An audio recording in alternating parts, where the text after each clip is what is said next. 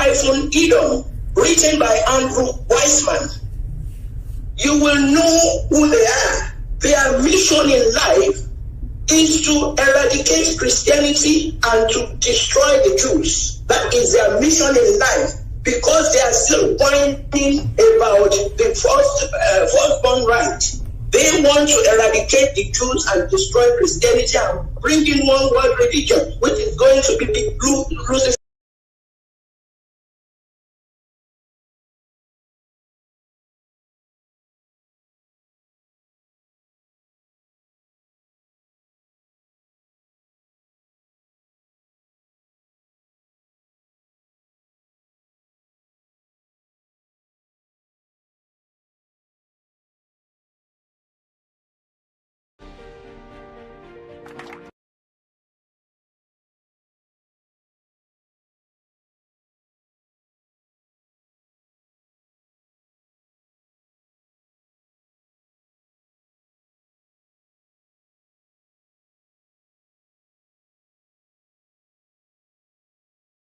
I was listening to you because I have the capacity and capability to multitask. As you were speaking very eloquently and eruditely, I was also busy trying to research some of the things that you were saying, and I can confirm categorically that some of the assertions you have brought up this very morning can be corroborated, of course, with scholarly works done by people that I have been able to look at. They have two origins, as with most people. They settled in Senegal. They are not indigenous to Africa. You are absolutely correct, 100% correct. These are the lowest of the low, the children of Lucifer that came from somewhere around the Levant.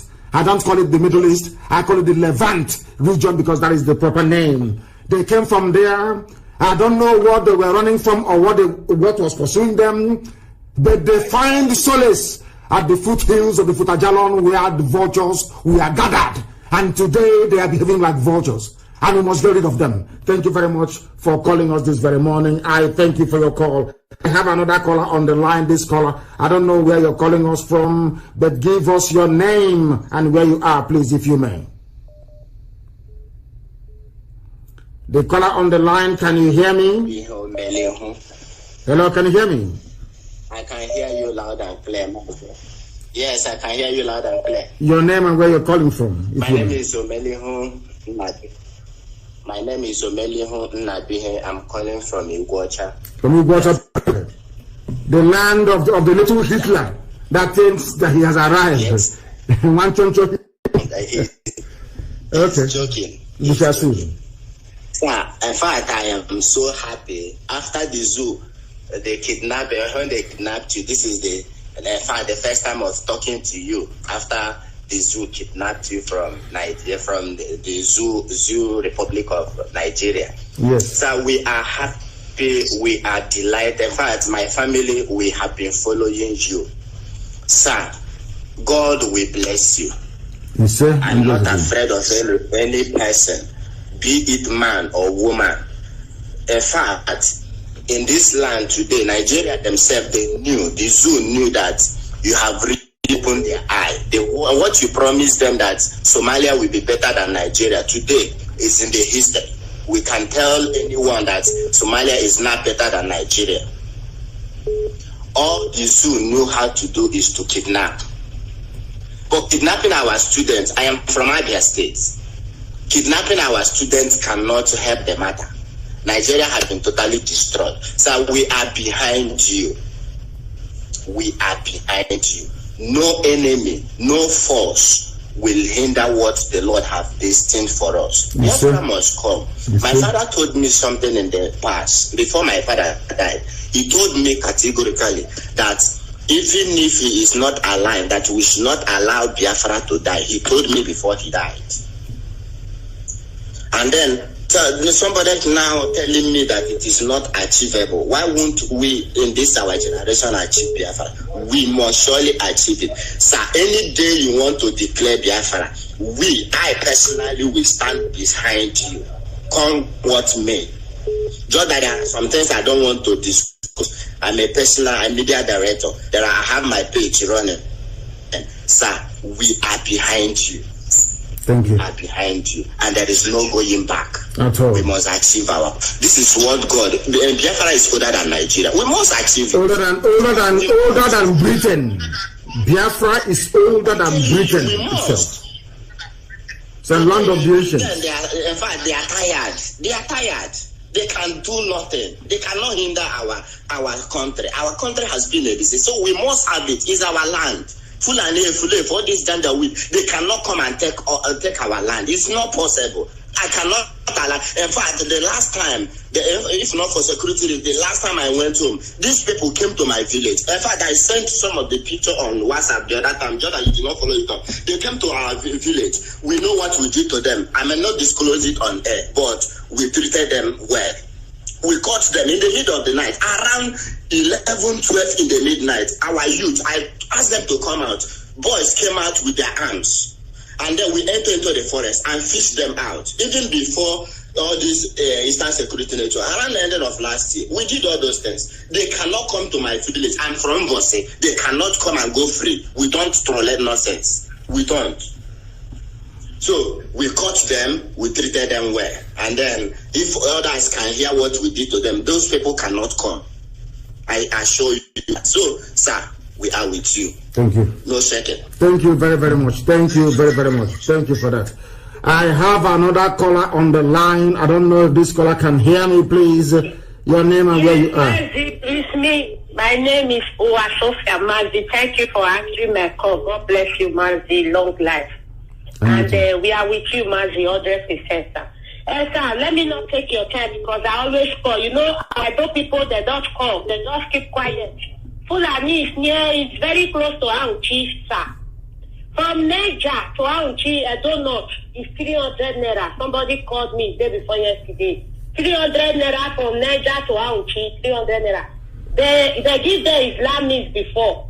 This time, we just colonize them, other 2 hours, all of them. Sir, please, why I call you today is that we want you to tell us. We want you to declare Biafra, sir, on air, please, because we don't want to die for that useless flag again. We don't want our people to die for that useless flag. If we are going to start the revolution now, we will raise up our, even if we don't raise up the flag first, because we killed the useless Hitler. He said if they raise up Biafra flag, somebody to come and tell the DSS, so that they will pay them 30,000, they will kill the person. So we will not raise the flag, sir.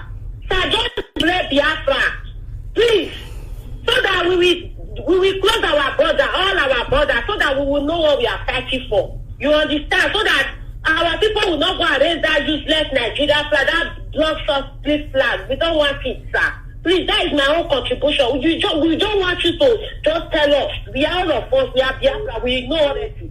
But we want to start. But we don't want to start for one Nigeria anymore. Because you see what happened in Lekki? They keep there when they are raising the Nigeria flag. It's a useless flag. Sir, please, that is my own contribution. Please, I'm not, sir, you are my leader. So this is my own opinion. Because this governor, they will kill all of us. So they will just kill all of us. Because they are there. They are saying they are Hitler. They are the governor. So as our brother said, we can kill them. It's very easy. We will kill them. You see, when in the answers, all of them were confused. Because everybody were in the street. Even our own women, our men, they were in the street. All of them were confused. They were running around, sir. Please, we don't want to die for Nigeria flag because the zoo flag is useless. It's a killer flag, sir. Our women, they are suffering. In Libya, they are telling them. Let us fight and know what we fight for, sir. Please, that's my own contribution. God bless you, sir. Thank you very, very much. Thank you. I have heard what you've said. And we shall, of course, take it on board. Thank you very, very much for that.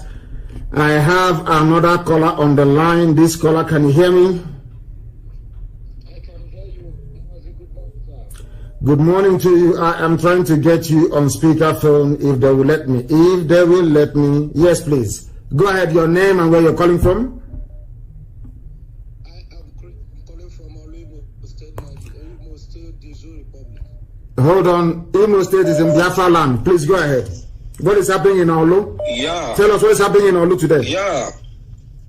Yeah, although since yesterday around 5:40 p.m. in evening, we have a very big challenge. It started in the morning. The zoo soldiers are patrolling from morning with their armored tankers, disturbing people's business, shooting guns everywhere without any notice. This is Nigerian army in Olu shooting at people, patrolling. No, all the Fulefus will not hear or see it.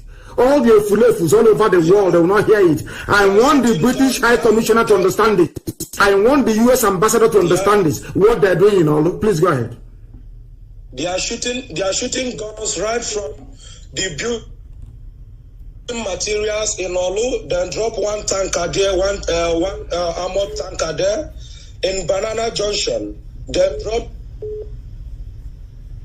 What is happening to your line? Oh dear me. They are shooting at people. Go ahead. Oh no. Oh no. Please try and come back. The caller on the line, can you hear me?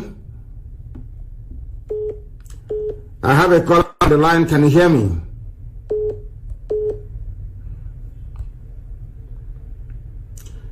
The caller on the line, can you hear me?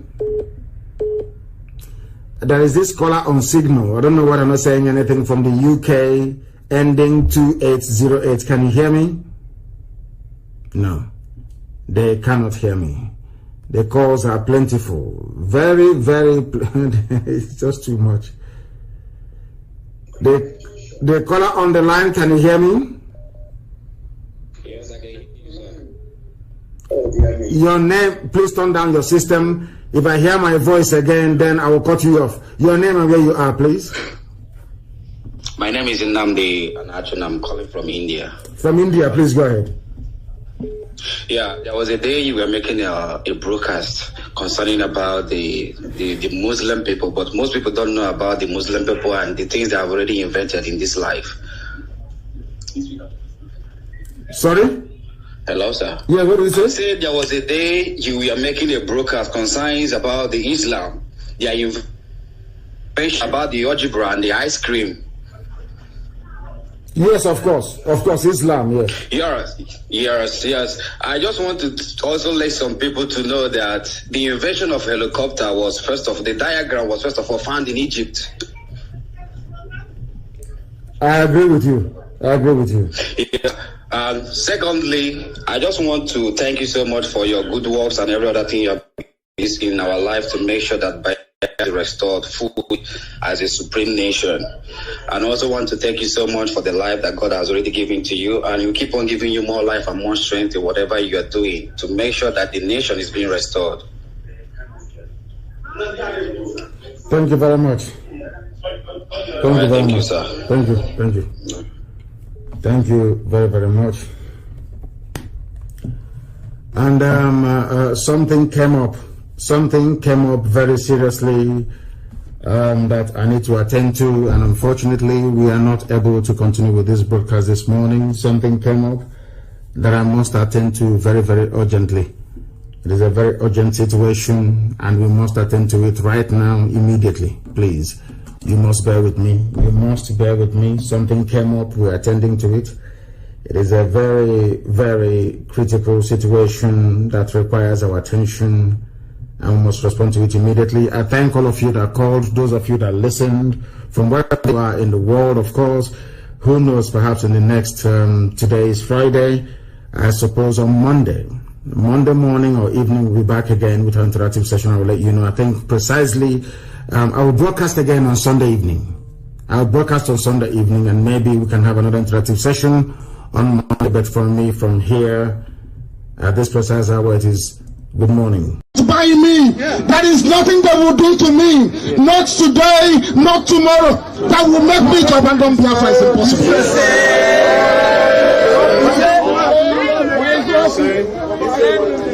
When we started to remember our heroes that have passed on, they said we are wasting our time, that we will never succeed, it will never catch on. But they keep forgetting one simple thing. that the foundations of IPOB was anchored on the promise of Chukwukika Biama. Yes. That this very noble family, this very great movement was not instigated nor started by any human being.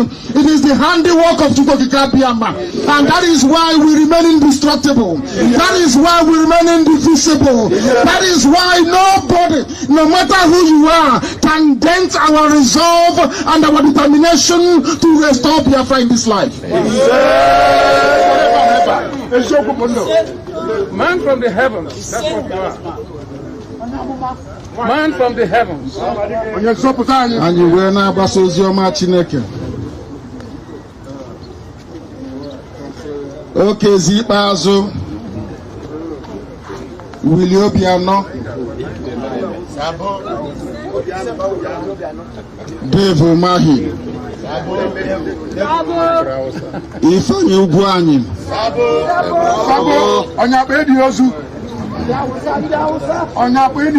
these are the people that the Fulanese gave to you to rule over you.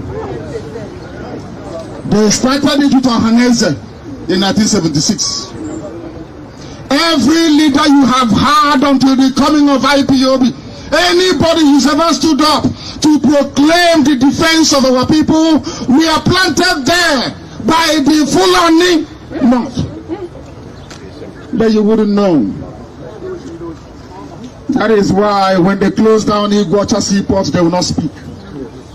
That is why when they close any airports, you don't hear anybody saying anything. That is why Calabar seaport is not functioning. That is why Warri seaport is not opened. That is why we are being forced to travel abroad. That is why no industries are open in our land. Because they have an agenda. They have a plan. They want to depopulate our land. They want to demoralize us. They want to decimate us. They want to render us hopeless and useless. God forbid. Abomination forever. But IPOB said no. Chukwukika Biama that set up IPOB said no. And that is why we must remain resolute and determined. That is why we must not falter. Yes. Doubt nor allow our resolve to be undermined. Yes. We must remain resolute. Yes. We must remain determined. Yes. Because one thing is certain. As night follows day, so shall Biafra be restored. Yes.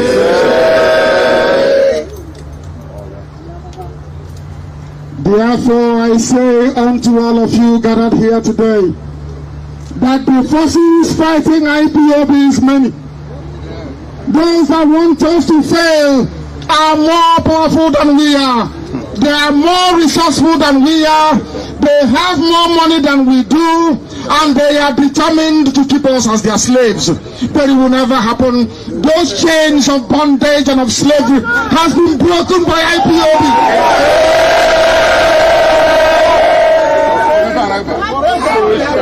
Forever. That is why Biafra will come. And that is why the events happening here today in Atlanta, Georgia, United States of America, we will all sit back home to talk about it. Yes.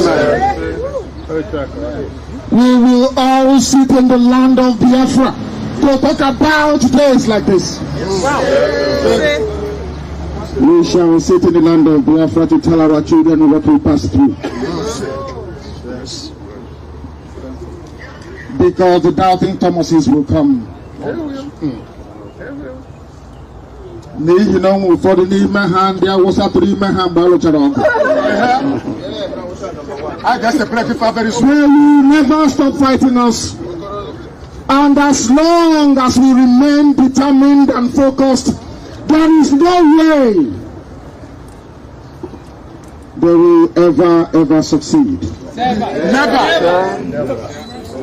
If you stop now agitating for Biafra, those who left back home will die. Yes. Never. Truth. I know you have not come with your pen and paper because I'm not on air. We do. I want you to write it down on a piece of paper. If you stop what you're doing, our people will die. Yes. You are right. Because when it starts happening, I will tell you on the 30th of May 2019 at Martin Luther King Jr. Center in Atlanta, I told you so. Wow. Yes. And I'm a man. Spirit in human. If you stop now, your children will never go home. God forbid. God forbid. If you stop now, the effort and the sacrifice of our dead will be in vain. For their sake, we will restore Biafra. Yes. For their sake, Biafra will stand in Africa. Yes. For the sake of the dead, we will build a civilization to surpass every other civilization in Africa. Yes. And that is what our enemies are afraid of. Yes. Yes. Yes. Especially the British, Europeans, all of them. Because they don't want a black man to do that thing that is the exclusive preserve of the white man. Yes. But we are not afraid of competition, are we? Never. We are not seeking for Biafra that we may lord it over anybody else. No. We are not seeking for Biafra to enslave any other person. Never. We are not looking for Biafra never for the sake of it. No. We are looking for Biafra because it is the promise of God himself in heaven. Yes. Truth is life. That's where you come. Nobody conquered us until the British came. Yes. And it is not that the British conquered Biafra. Never. Chukwokika Biama wanted to teach us a lesson that we may return to him in truth and in every honesty. That his will may be done upon our lives. We failed in 1970 because that very foundation of divinity was missing. That's all. And Elohim said, I will take you up to the mountain. I will show you that very precious land of Biafra. Through our leader that we remember today, the very people's general himself,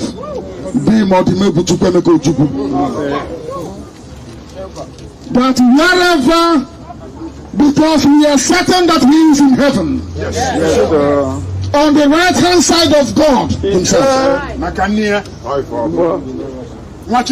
Some of you don't know what he did, but we know, and we will always honor him. Forever. As they say, what we do in life echo in history. What Ojukwu has accomplished in life will be remembered forever and ever. I say unto all of you today, you will go back to your various states, to your various cities, to your various towns. You will tell them that IPOB has come to stay.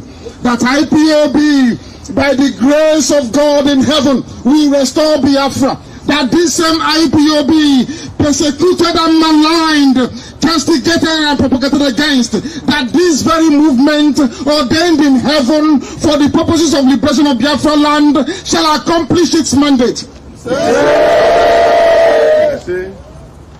That is why you are all here. Nothing more, nothing less. Therefore, I ask the Almighty in heaven,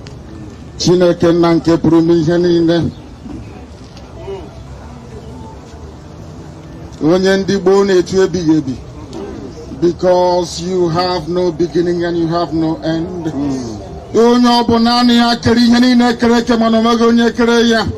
Onye dio mimi we karịa nghọta nke mmadụ dị ndụ. Onye ndị mmụọ ozi na-akpụ isi ala nye. Ọbụla dị ndị okenye ọrụ abụọ na anọ na-atụ mkpọ ọlaedo na-asị na ịdị nsọ Chineke. Na nsọ ka Jehova dị.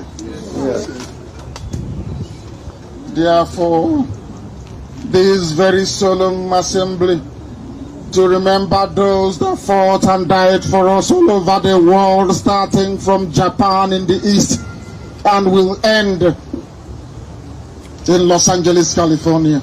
later on today, that their spirit, O Heavenly Father, may be accepted unto heaven, because they died fighting for a noble cause. They died doing that which you compelled them to do.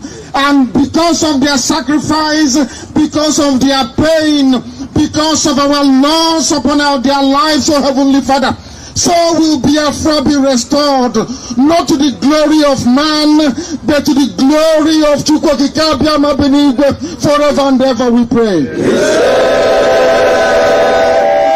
IPOB, one family. IPOB, one family. IPOB, one family. One family. IPOB. One family. IPOB. One family.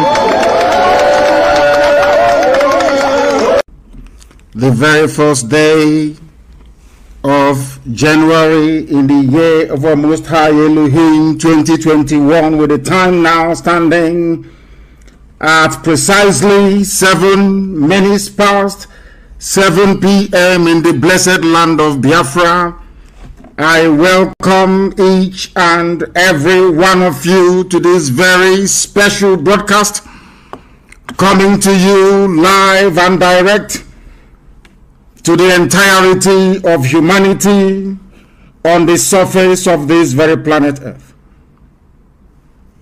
Happy New Year to all of you. According to the Gregorian European calendar, I say good morning, good afternoon, good evening, and good night to some of you.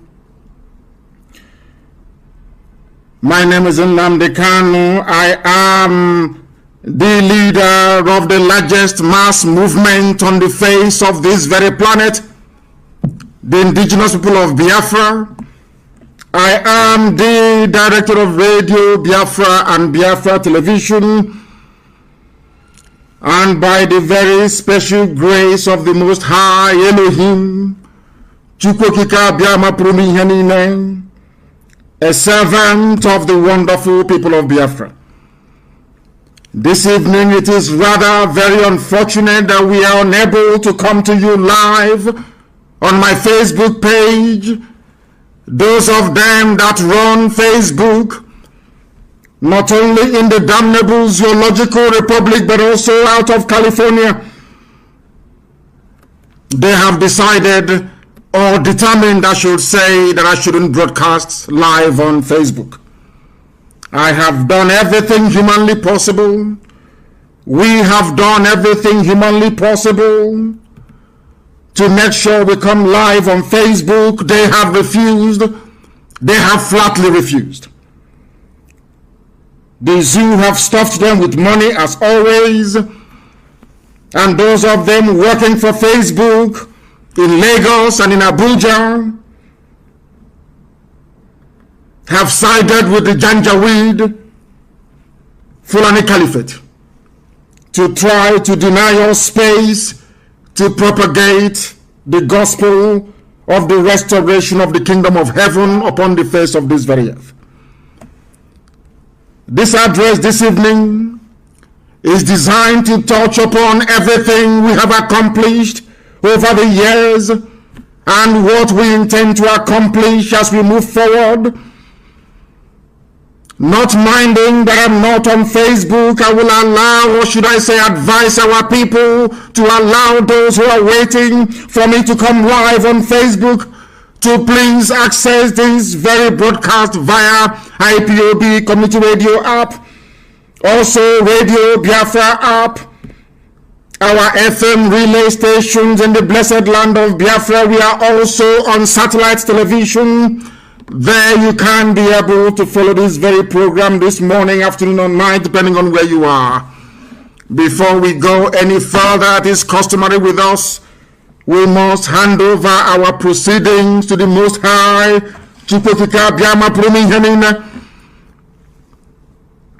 to come and take charge not just of this very broadcast this very evening, but also these very efforts to liberate his own children this year going forward. They have decided not to allow us to broadcast on social media, That notwithstanding, I do understand that we are on YouTube as well. Some of you may be able to follow us on that very platform if you wish to do so. Let us pray, and we are going to pray as it is customary here in the language of heaven. Chineke na nke pụrụ ime ihe niile, Chukwu okike abịa ma bụ onye mmụọ na mmadụ na-akpụ isi ala nye. Onye ọ bụ naanị ya ka mbara igwe na-egosi ọlụ aka ya mere eji wee na-etuwusi niile nke ndị agha, onweghị onye dịka gị eze ndị nsọ. Ọ bụ na aka gị ka anyị dabere, onye nwe m. N'ime gị ka anyị gbabara, eze ebube dị ngọzi, wee na-eze atụmatụ ụjọ niile nke ndị iro. Anyị wee were ụmụ gị n'ụwa niile bụ ndị IPOB bụ abụrụ ituru ugo, onye nwe m, wee na-ebute n'iru nsọ gị ka i wee gọzie ụmụ gị n'otu n'otu, ọlụ aka ha niile, ezinụlọ ha niile, ọpụpụ ha na mbata ha. Onye nwe m na Chineke nna nke pụrụ ime ihe niile, arịrịọ ka anyị na-arịọ gị, mkpọkụ ka anyị na-akpọku aha nsọ gị, ka ọ ga-abụ n'ikpete maazụ ka ndị iro hapụ ichi anya ọchị, onye nwe m, n'ihi na ọ bụ sọsọ aha nsọ gị ka anyị ji wee na-anya isi. Anyị enweghị onye ọzọ. Mba niile dị iche iche wee gbakọta anya azụ wee na-eme ka ha wee megide ndị gị, onye nwe m na Chineke nna nke igwe, ka ha si wee kunie na ha ga-esi wee megide obodo nsọ gị bụ Israel. Iwe si na mba n'okwu gị ga-abịarịrị na mmezu n'ụbọchị nke Israel wee guzosi ike. Otu a ka anyị si wee na-arịọ gị n'otu aka ahụ, anyị onwe anyị bụ ụmụ gị bụ ndị Biafra, gbasasị aka ụkpaka n'ụwa niile, ka anyị na-eche n'iru gị nna nke ebere dị ngọzi, n'ihi na ikwuru anyị na nkwa sị na mgbe ọbụla anyị kụduru wee kpọkuo aha nsọ gị, asụghị ngọngọ, atụghị egwu mmadụ ọbụla. Ụbọchị ọbụla anyị kụduru wee jụọ arụsị, na ụbọchị nke ahụ na ị ga-agọzi anyị n'ụzọ pụrụ iche. Iwe gọzie ndị gị, onye nwe m, n'ụbọchị nke taa. Sọsọ iji ama ka anyị na-aja gị, onye nwe m na Chineke nna nke igwe, n'ihi na ọ bụ naanị ya bụ ndị pụrụ imemila ndị iro n'ihu anyị etu a, onye nwe m na Chineke nna, ka aka nsị ndị iro bara ha ọnụ. Obodo ekwensu buzu aka nsị ha wee baa ha ọnụ. Ndị terọrist na ndị bandit wechiri ha wee n'ala ha n'iyi, dịka isi wekwa anyị na nkwa na oge ahụ ru na ị ga-ememela ndị niile bụ ndị mere ka ụmụ gị wee gbaa anya mmiri. Onye nwe anyị na Chineke nna nke bi n'igwe, anyị wee were ụmụ gị ndị a niile n'otu n'otu, onwe onye ọbụla nke anyị na-ahapụ wee nyefee gị n'aka. Anyị wee na-echeta ndị nọ n'ụlọ nga, wee na-echeta ndị nọ n'ụlọ iko, n'onweghị ihe ọbụla ha mere. Ndị niile bụ ndị nwe ike kpọtara ndị nwe ekwensị ka ha wee gwagbuo onye nwe anyị na Chineke nne ga-abụrụ anyị ọbọ, ebe nwe ike nọ na ndị otu ya. Ị ga-abụrụ anyị ọbọ n'ihi na ị bụ Chineke nna, ị ga-abụrụ anyị ọbọ ebe nwe ike na onye nwe m. N'otu aka anyị isi ụmụ ahụ na ndị ọjọọ niile bụ ndị kpọtara ndị Fulani Janjaweed n'ala nsọ gị, onye nwe m na Chineke nna nke igwe. Ndị dị etu a bụ ndị ga-ekpochapụ n'otu n'otu, ị gaghị emere ha ebere. Anyị na-agba akwụkwọ n'isi ha nna nke igwe, n'otu ahụ onwe ha si wee mụta ụmụaka, n'ihi na nwa ike mụtara nwoke mụta nwaanyị. Otu aka akụ nwa ha si wee mụta nwoke mụta nwaanyị, ikpeazụ wee mụta nwoke wee mụta nwaanyị, nwoke wee mụta nwoke wee mụta nwaanyị. Nna nke ebere dị ezinụlọ ndị ọzọ, onye nwe m na Chineke nna nke bi n'igwe, sikwotu ahụ mechie ezinụlọ ndị dị etu a, n'ihi na onweghị ihe ọbụla nesịrị anyị na ha na-abụ nna nke ebere. Ọ bụ ozi si anyị gaa ka anyị na-aga, onweghị onye ọbụla napụrụ ihe ya n'ike. Anyị anaghị ezu ochi, anyị anaghị agba ama. Nna nke dị nsọ, ị ga-eku n'iwe lụọrọ ndị gị ọgụ, onye nwe m na Chineke nna nke igwe. Obodo ekwensu bụ uzu ka ị ga-ala n'iyi dịka ekwesịkwa anyị na ngwa. Anyị wee na-arịọ gị na-asị, eze ebube dị ngọzi, ọ bụ gị onwe gị bụ onye hiwere Eastern Security Network, ọ bụghị mmadụ dị ndụ, n'ihi na ọ bụ izi anyị ozi, anyị wee zie ndị dị ndụ. Iwe si n'oge ahụ erule mgbe nnụnụ ọbụla ji alaghachi na-akwu, onye nwe m na Chineke nna nke igwe, na a ga-enwe ndị nche ga-eche ala nsọ gị. Iwe si etu a wee mee ka ha wee guzosi ike, ezi ebube dị ngọzi. Ihe a ga-eri agaghị akọ ha, onye nwe m na Chineke nna, ị ga-ekpuchigide ha, ị ga-enye ndị mmụọ ozi gị iwu ebe ụmụ gị ndị dị etu anọ bụ ndị nche, bụ ndị volunteer. Anyị wee guzosi ike n'isi ụmụ gị ndị a niile bụ ndị na-eche ala nsọ gị bụ Biafra, onye nwe m na Chineke nna nke igwe, wee na-asị na ndị mmụọ ozi gị ga-agba ha okirikiri wee chebe ụtụtụ ehihie abalị. Onweghị atụmatụ ọjọọ ọbụla nke ndị iro ga-emetụta ha n'ahụ nna nke igwe, n'ihi na mmeri bụ nke anyị. Ị ga-arọpụtara anyị ngwa agha, ezi ebube. Ị ga-arọpụtara anyị ngwa agha, onye nwe m, na ndị Fulani Janjaweed pụta ala nsọ gị, anyị sụọ ha akwụ nna nke ebe anyị were ọbara ha wee tọjụọ ala, n'ihi na abụghị ekwensu. Ọ ga-abụ na ekpete masị na Biafra ga-eguzorịrị. O nweghị ihe ọbụla mmadụ dị ndụ pụrụ ime ebe Biafra nọ. Biafra ga-eguzo n'ihi na ihe ọbụla ị dere n'idewu ya. Ana ga-aja gị mma wee too gị gọzie ha nsọ gị ma bulie gị elu site n'ebighị ebi ma ruo n'ebighị ebi ka anyị na-arịọ. Ise. Once again, I welcome each and every one of you this evening, morning, afternoon, night, depending on where you are. We are not able to broadcast live on Facebook because Facebook proceeded to tell me, or in fact, they actually said to me that I will not be able to broadcast on my Facebook page. That is the reason.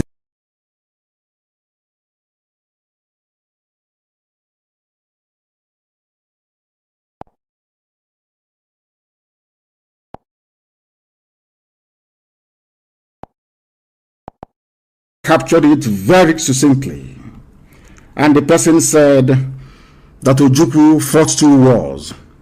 I will call it 3, because Ojukwu was fighting neo-colonialism, British imperialist interest in black Africa. Ojukwu was also fighting the stupidity of a black man, because those who rose up against him were also black people who were suffering, and they are still suffering till this very day. Ojukwu was also fighting Igbo Efulefus everywhere. That was exactly what happened. And this fight we are facing now is no different. That is why our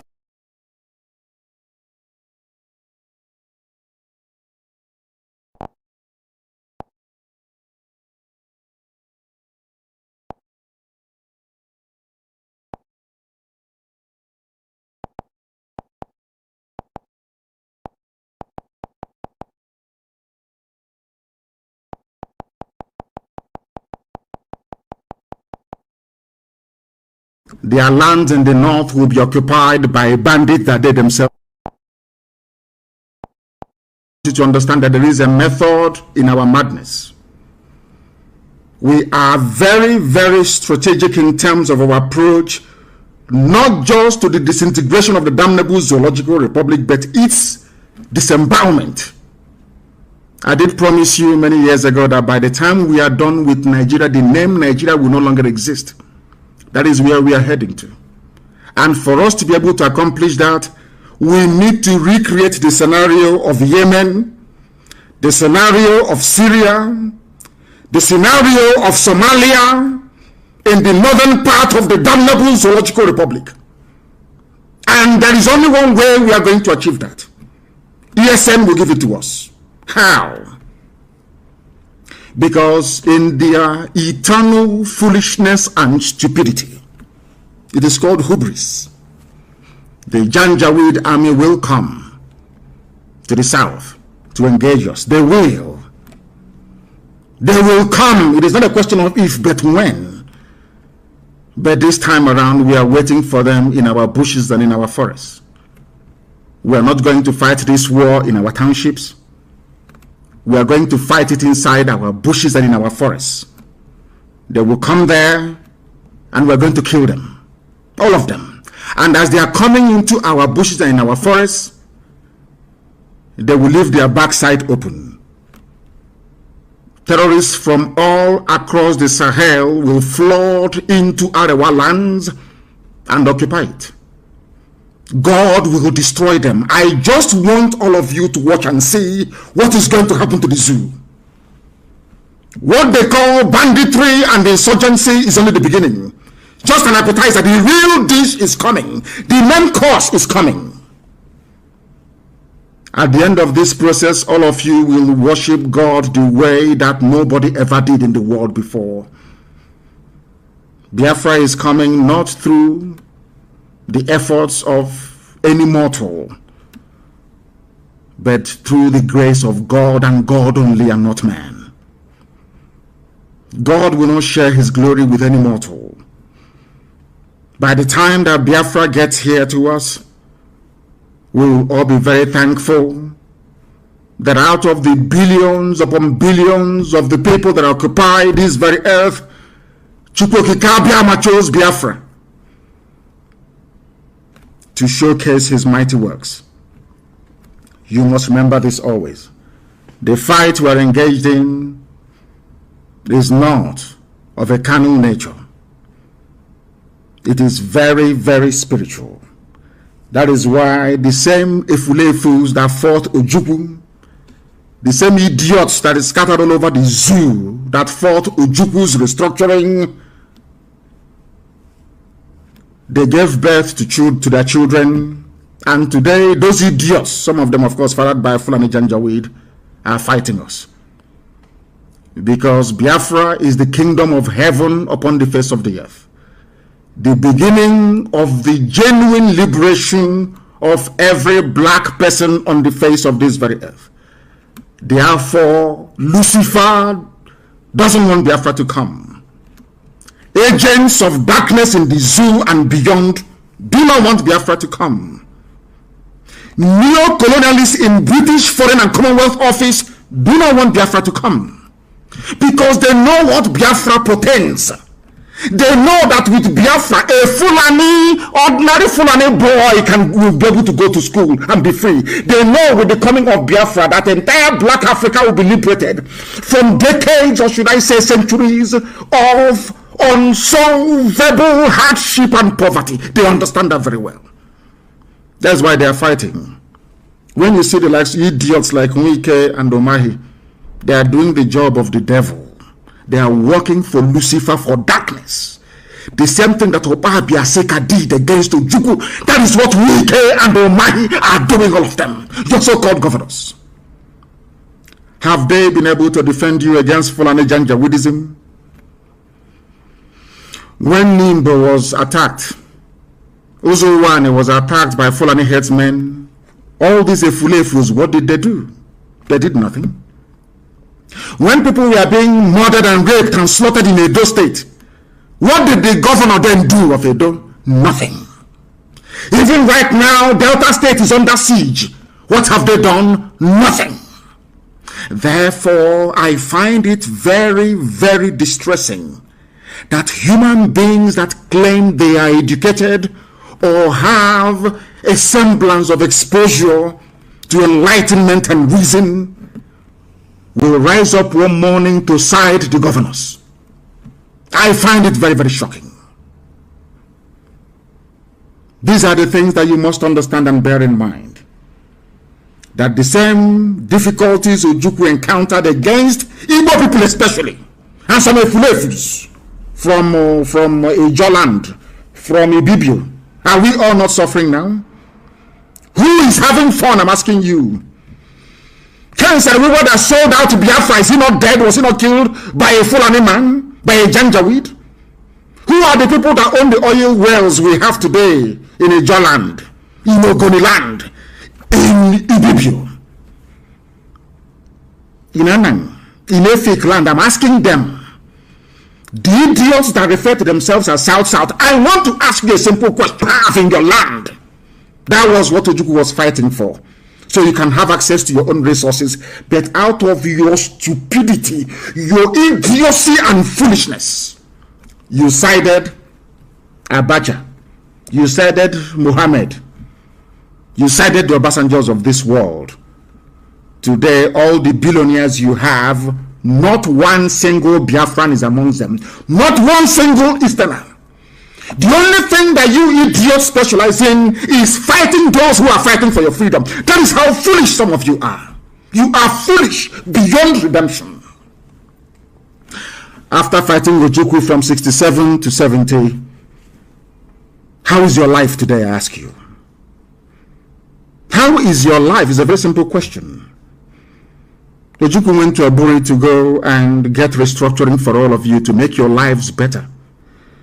The same way that their propaganda machine led by the BBC managed it, because we are black people. Just like today we are celebrating New Year's Day, a Gregorian New Year's Day. Because one pope somewhere decided that he wants to be having his Christmas every winter. That is all. He changed the calendar of the world, turned it upside down. Today we are celebrating Gregorian New Year. When you go to Africa and see how people are celebrating the New Year, nobody's asking any question. Is this the actual beginning of the year? Nobody's asking. That was how they brainwashed all of you, washed away your brains and your common sense. You can no longer reason. That is why, after Arabs must have sold us as commodities, the Europeans came, took us into the Americas as slaves, sold our children as slaves. Today we are still being killed in some parts of America, isn't it? A boy was killed in Ireland just the other day. After they finished, now the Chinese are coming. Every race in the world will always enter into Africa because they understand how foolish Africans are. They know we are going to be fighting each other and not them. They understand what I call the genetic defects and deficiency in the brain of a black man. They understand it very well. The same thing is happening to us. Omahi could not defend you when the Fulanis came. None of your so-called governors could defend you when the Fulanis came. The same people are today saying they're against Eastern Security Network, and some of you are foolish enough to be listening to them. But when Uzowane was attacked in Enugu, people slaughtered, including a girl that came back home from Canada. None of you did anything. You did nothing. Do you see how black people reason? That is the reason why God gave me this revelation many years ago, that the greatest obstacle to the progress of a black man is in his brain, that a black man cannot reason. A black man cannot reason. Fulanis, they come to your land, they attack you, they rape your mothers, they abduct your daughters. What are you going to do about it? It's a very simple question. For very many years, we kept quiet to see if you can do anything about it. But you did nothing. All we did was to lament. Oh, there's been this kidnapping here. Fulani has destroyed crops here. They have killed us here. They have sacked our village. Every year, every week, we kept on lamenting with no concrete action. Only lamentation, lamentation, lamentation. Now that those chosen by God to fight for his land has risen up to set up Eastern Security Network, some of the idiots, I wouldn't even say it is them, some of the idiots, some of the fools, some of the people fathered by Janjaweed, they are busy telling you the governors are against it. This is not against it. It's Nnamdi Kanu's a militia. But Amoteku is there.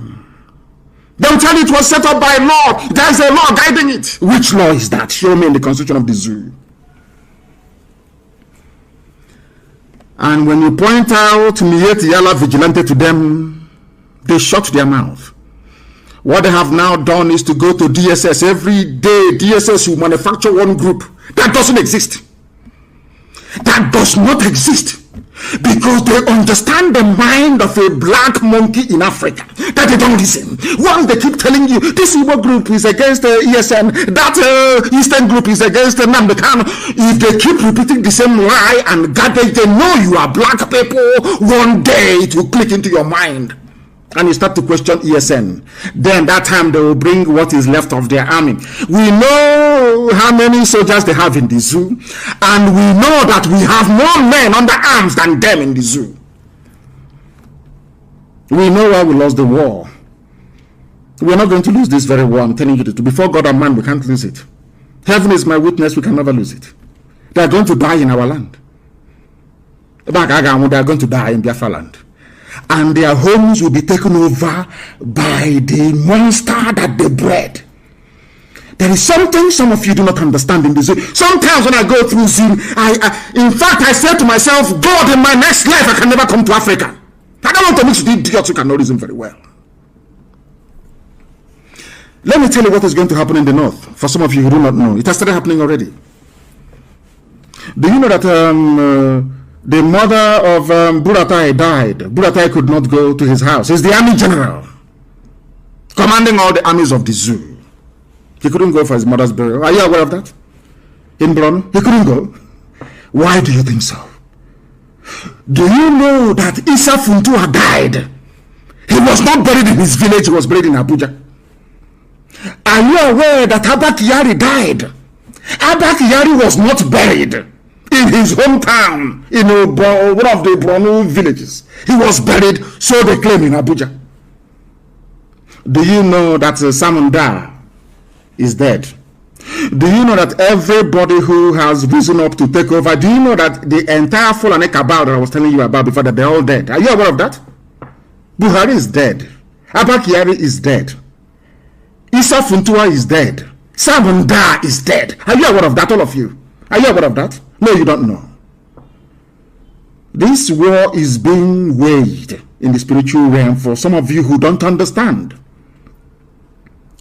The reason why they have not announced the death of Mama and Daura is because they said if they announce it now, I will look for the next person to curse. Go and ask them in Abuja, that's what they're saying. Anybody who rises up to become the head of the cabal, you will die. You have an eternal curse placed on you. And Mama and Daura is dead, of course he's dead. The entire cabal is dead. If you don't know, let me tell you. They're just playing games, playing.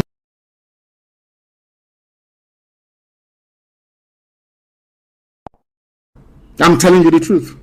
But this year, they can't escape it. Something is going to happen to the zoo that any ear that hears it will vibrate forever and ever. God will destroy Nigeria completely and totally. I want to let Britain understand this. I want them to do all they can to save their zoo that they created for the habitation of idiots who cannot reason in Africa, especially Nigerians. I need them to understand this very carefully. Do all you can to save your zoo. You cannot save it. Watch and see what is going to happen.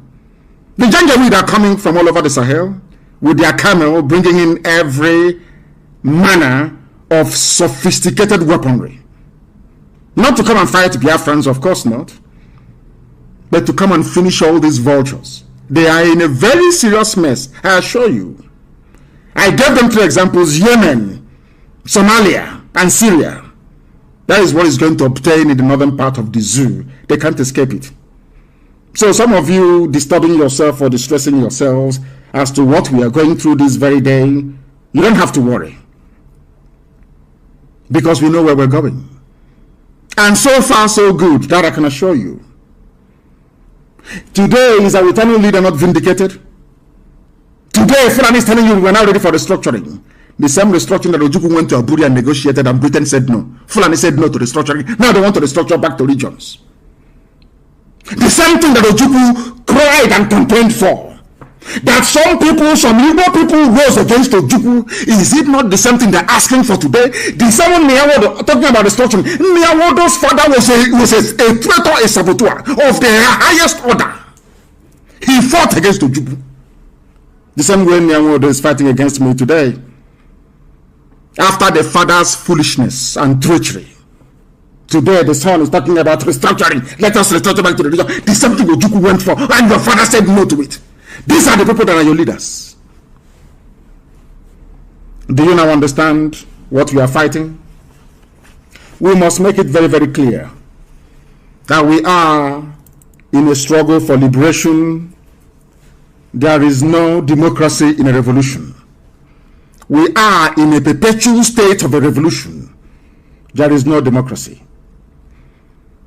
We are a quasi-military organization, not in terms of our outlook or pursuit of what we believe in, but in terms of how we are structured. It is called command and control. That is why we are the highest, the largest mass movement in the world.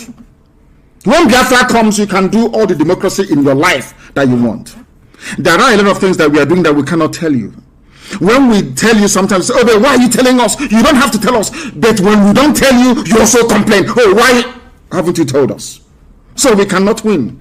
If you take them up, they say, you know, Sumabeke is the dead body of a white court mine those days. White colonialists.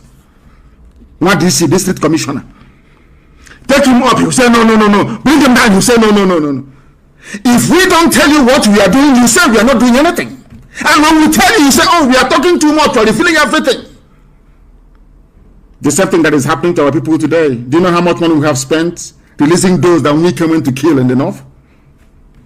Do you know how much we have spent releasing them, making sure we pay their bail bond to free them from the clutches of Fulani Janjaweed, murderers and killers? Do you know how much we spend on a daily basis? No, you don't know. But somebody will come and ask you, where is our money going? They have seen the widows we are taking care of. They have seen those we are putting through school. They know those who have flown abroad for medical treatment. That is how evil some people can be sometimes. And that is why it is only those of us at the top that know everything. You can't know everything because some of you don't know how to manage information. You have no idea how to manage information. We Biafrans, we have a lot of enemies. That is why you need to school yourself. You need to be hardened in terms of your devotion to this very noble cause. Some of you don't know what we encounter on a daily basis. Do you know that I've been to ICC before to give evidence? I never wanted to say it. Do you know I have been to ICC, International Criminal Court, to give evidence before? They said we shouldn't announce it. I kept quiet all these years. Are you aware of that? I went to ICC myself to go and give evidence. Are you aware of that? And some people came with me and they were there with me. Those who can vouch. I went to ICC to go and give evidence about Operation Pattern Dance and the effort of the zoo to exterminate our people. I'm just telling you for the first time. If we don't say these things, it's as if we're not, nothing is happening. Some of you, we are like a duck in a pond. When you see the serenity of the movement of a duck or a swan in a lake or a pond, you think their glide through the surface of the water is just effortless. But just right underneath the surface, what is propelling them is their feet.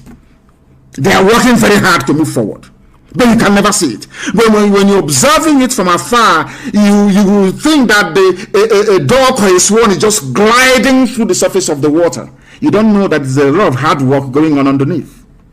These are the things that people do not appreciate nor understand.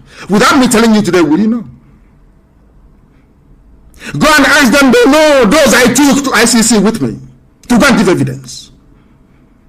And that is why those idiots, I feel sorry for them. The likes of everybody who has a hand in the death of Biafrans, I feel sorry for you, because we will never forgive nor forget what you have done. Never, ever, ever. Not now, not tomorrow, not ever. We Biafrans, we have a lot of enemies. Understand this very well. I just want to give you one or two examples so that you have that can guide you in terms of your reasoning and your decision making. You know that Google is against us. Are you aware of that? All of you well know that Facebook is against us. Even Twitter is against us. Are you aware of that? Some of you don't understand what that is why sometimes I say there has to be a compulsory lesson in the history of Biafra for everybody who aspires to be a principal officer of state. You need to understand the demons you are fighting. Do you know that only a few months ago, if you go to Google and type in IPOB, you will see us, you will see everything there about IPOB fighting for Biafra and all the rest of it. Are you aware of that? I ask you to go this evening, now, or morning, afternoon, depending on where you are. Go and type in IPOB on Google search engine. They'll start quoting you in New York Stock Exchange. It started happening only 2 months ago. They bought them over. What they want to do is to airbrush our presence away from the minds of people. If you go and you Google Nnamdi Kanu, you will see all the fake news from DSS. That's what you will see. This Igbo group says no to ESN. That Igbo group, they don't exist. Go and Google the name of one of the people they claim is leading one of these groups. They don't exist. That is the news that you find under my name when you do Google search. You go to Biafra, the same. Our own IPOB, Indigenous People of Biafra. Just type, before you type in IPOB, it's only our news. Now you go there, it's about stock exchange in America. That is how they work. Because you people think we are fighting Fulani. Who's Fulani? These are stark illiterates. Animals are better than them. They can't reason very well. These are stark illiterates. Are they educated? You can see what the mess they have done of the economy, the security, everything in the zoo is down the drain because of them. An exclusive Fulani government. You see how wretchedly incompetent they are. Do you think they can stop Biafra? Of course not. Those stopping Biafra is Britain now. You know that? And their allies, because they know what Biafra is all about. But some of you don't know this. That is why sometimes you lose focus. Let me tell you what happened during the colonial era in Africa. The white man came to Africa with only 5,000 men, 5,000 white people. They came. They were called the West Africa Frontier Force. They were established in the Gold Coast, then Ghana. Only 5,000 British soldiers came. But for Britain to conquer the rest of the Anglophone Africa, they needed black people to do it for them. And that's what we're facing today, till this very morning. You know what they did? They went to Ghana, they hired Ghanaian men, black men, to help them to come from Badagry to conquer their fellow blacks for them. You know, so if you seriously think about the brain and nature of a black man, believe you me, you drink poison tonight and you die. Colonialism in Africa became possible because a few white people came down to West Africa, convinced other black people to help a white man to go and conquer their fellow black people, and they happily did it. In return for their children going to Eton and Oxford or Cambridge, they now came back as your so-called pioneer nationalists. But none of you ever knew that they came to do the bidding of the white master. That is one thing that a black man cannot understand nor unravel. And that is the beginning and end of the problem of black people all over the world. Look at how Britain is using Fulani illiterates to subjugate all of you. You cannot see it because you're daft. They gave you your name, Nigeria, didn't they? They gave you all the festivals in your calendars that you celebrate. Nobody ever got up one day to say, if God created all men equal, how come a black man cannot go to Europe and give them all these holidays? Nobody, absolutely nobody is doing that or willing to do that. They can never do it. They can never ever do it. These are the things that our people need to appreciate. That is why when they recruit them, look at how full and ordinary from Nachinama. Kato here has recruited somebody who's an engineer in Omahe. Which claims he went to school. He's a lawyer. But those controlling weaker are Kato headers in Nachinama. People who cannot even spell their own names. Are you aware of that? The same thing that the white man did to us when they came, the white man trained the Fulanis to be doing to all of you. And you're there looking like idiots. They came to Imo State and they picked Hopus or them, a wretched fool, and put him in office in Douglas House. Now he has given a part of Olu to Mietiala. And all of you are just there looking. Oh, what are we going to do? We need to unite. We need to do this. Now that IPOB is doing something tangible, instead of you instead of the idiocy you're suffering from to leave you. Where is the law backing ESN? Where is the law backing Fulani Janjaweedism? Where is the law backing Fulani bandits raping our mothers? When a girl was butchered in Uli, in Ihiala, butchered and cut into pieces, what did you do? Obiama, what did you do? I'm asking you. Ohanes and Jaran and Joshua, what did you do? When people are in Iguacha, even yesterday, killing people, maiming and killing, Pandef, what did you do? Nothing. Absolutely nothing. Now that we have done something, some of you idiots. Anyway, I pray that the Fulani come. I want them to come. Let's be honest. I want them to come. Remember what I told you many years ago. They will kill us. We will kill them. In the end, Biafra will come. Everything I tell you comes to pass. They will know that Janjaweed, they will come. They are foolish. By nature, they are very hopeless. They will come. This time around, we will turn Biafra land into a burial ground for terrorists. They will understand how serious we are. We have raised it. It's no longer coming down until freedom is declared. They understand that very well. They understand that very well. There is need for us to remain focused.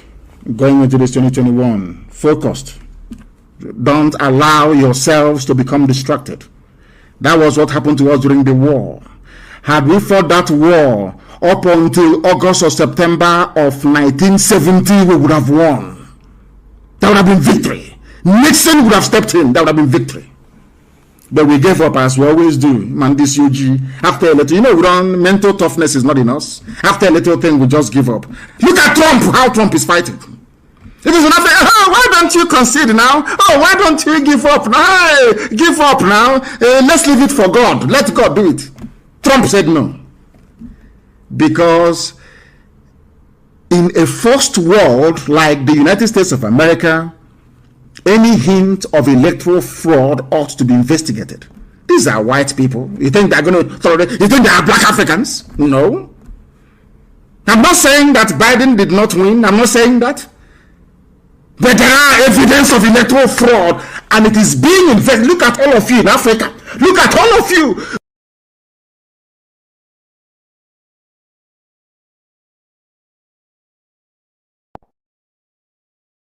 Are debating. How many people are on the electoral roll? How many people actually voted? Can you mark their signatures? That is how human beings reason in disease. Let's leave it now for God. Hey, it's 2023. Let's leave it now. This UG, black people, we must be focused. A lot of things are happening. And this evening, I must make you understand this. We are not folding our arms, and we're not going to allow them to overrun us. They have overrun parts of Benue. That is their game plan. That is one thing Omahi doesn't know. Wike doesn't know. Obiano, all these idiotic governors, or maybe they know. The allure of being a vice president to a Janjaweed is what is propelling them. Do you know that in Benue State they want to install a Sadwana in Otrupo? In our own Otrupo? They want to put Sadwana there.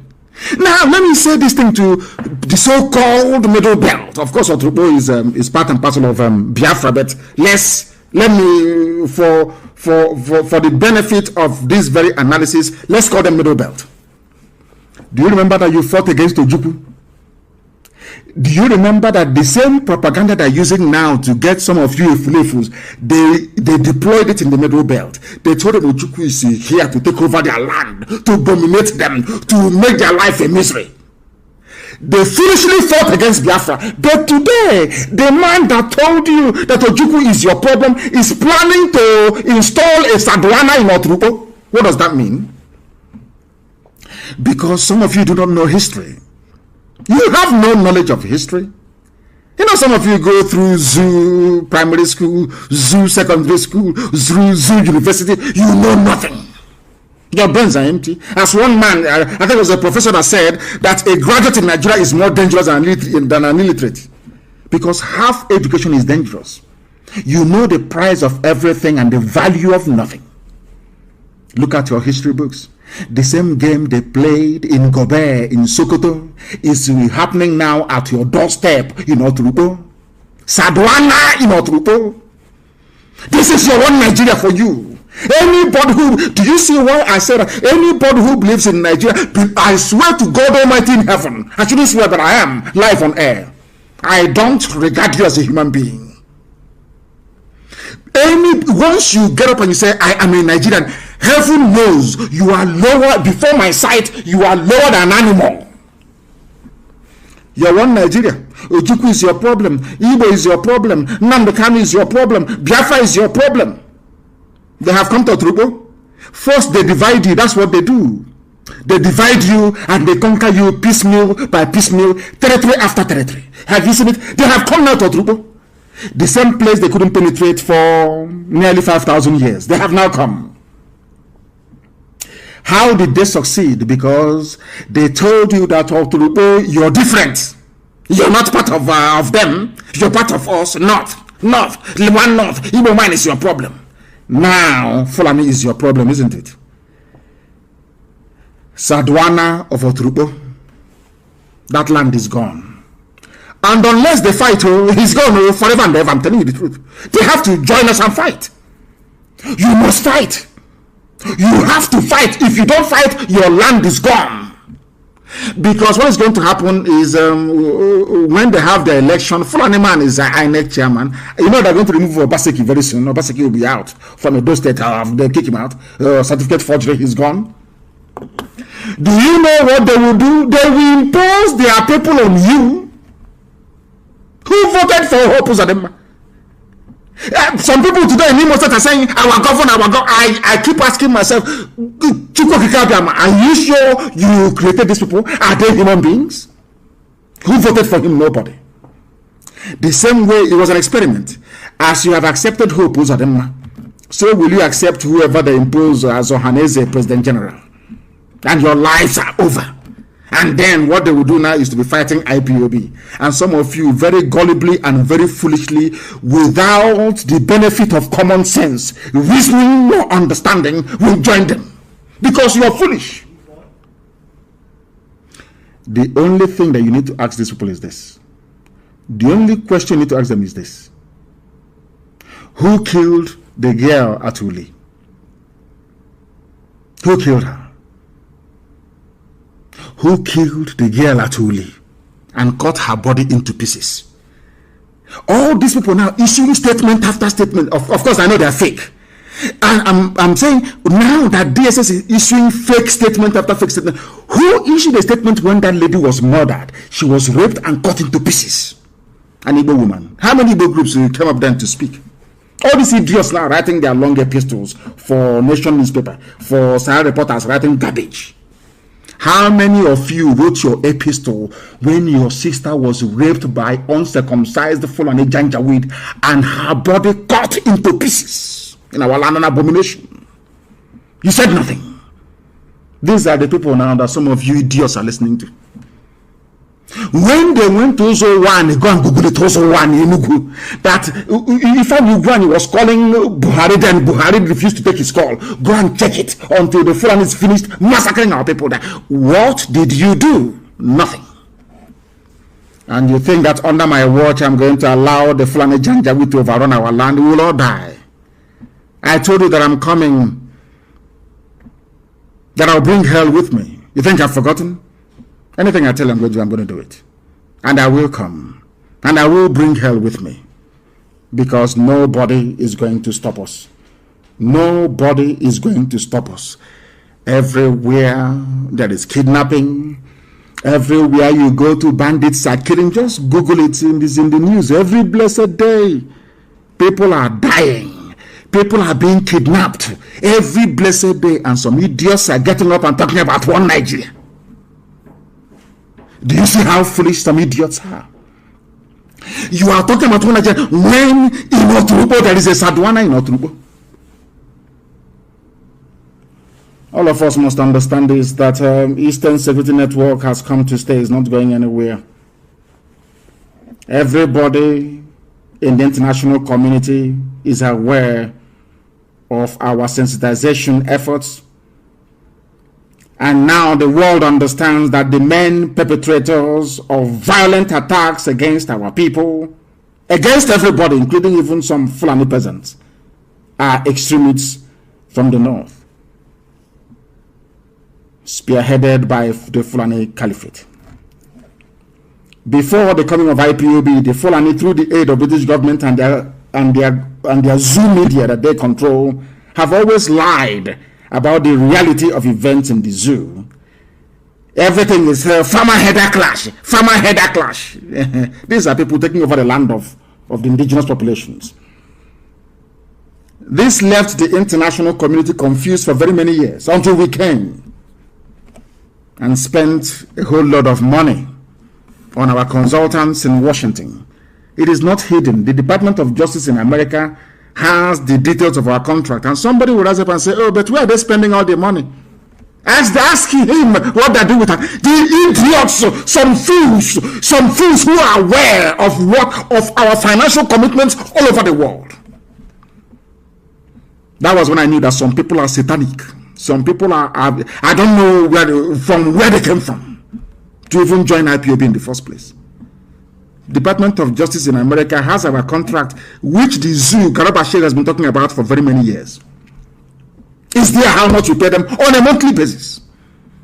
And some people are evil by nature. Evil, but it's not going to deter us. We'll continue to move. Are you aware that in Enugu, a Fulani man shot dead a traditional ruler wearing a police uniform? This is the one Nigeria they wanted to belong. This is one Nigeria. Go and tell the family of that traditional ruler about one Nigeria. A policeman, because he's a Fulani. Can you imagine an Igbo man, constable or inspector, going to the north and killing an emir? What do you think will happen? They will kill every Igbo person in that state. But in Enugu, because you people, you allow them, these insults you're receiving is because of, your envy. An Igbo man is very envious by nature. Very envious to the point of destruction. Now look at the Igwe they have killed, the Eze they killed in Enugu. What is going to happen? Nothing. Because you have women, I wouldn't insult women, please, forgive me. You have wretched, lily-livered cowards as your political leaders. I ask you this question. Do you think an Igbo policeman can go to the north and go to storm a village and kill an emir? Is that possible? No. But it's happening in your land. And you open your dirty mouth to say you're a Nigerian. God punish you. Punish you now and punish you forever. The one Nigeria, mad people everywhere. Bandits from Mali are trying to enter Nigeria through Oyo, Makinde. Who hasn't heard that?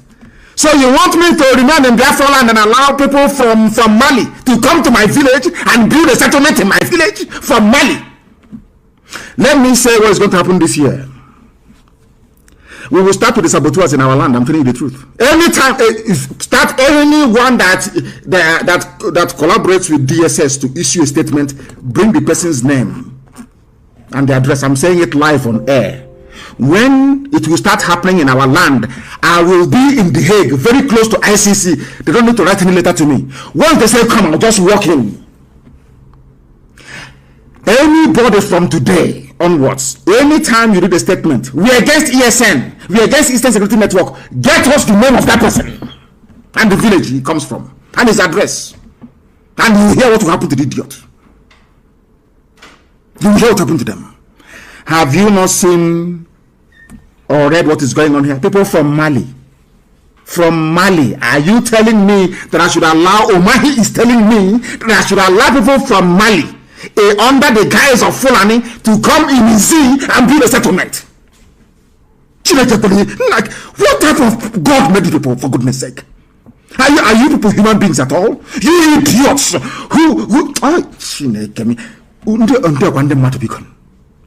it is here. It is not from Radio Biafra. It is not from any Biafra-friendly publication. This is from Premium Times, a Fulani newspaper publication. Bandits, terrorists from Mali, they come to Izi and Ezar and build a settlement.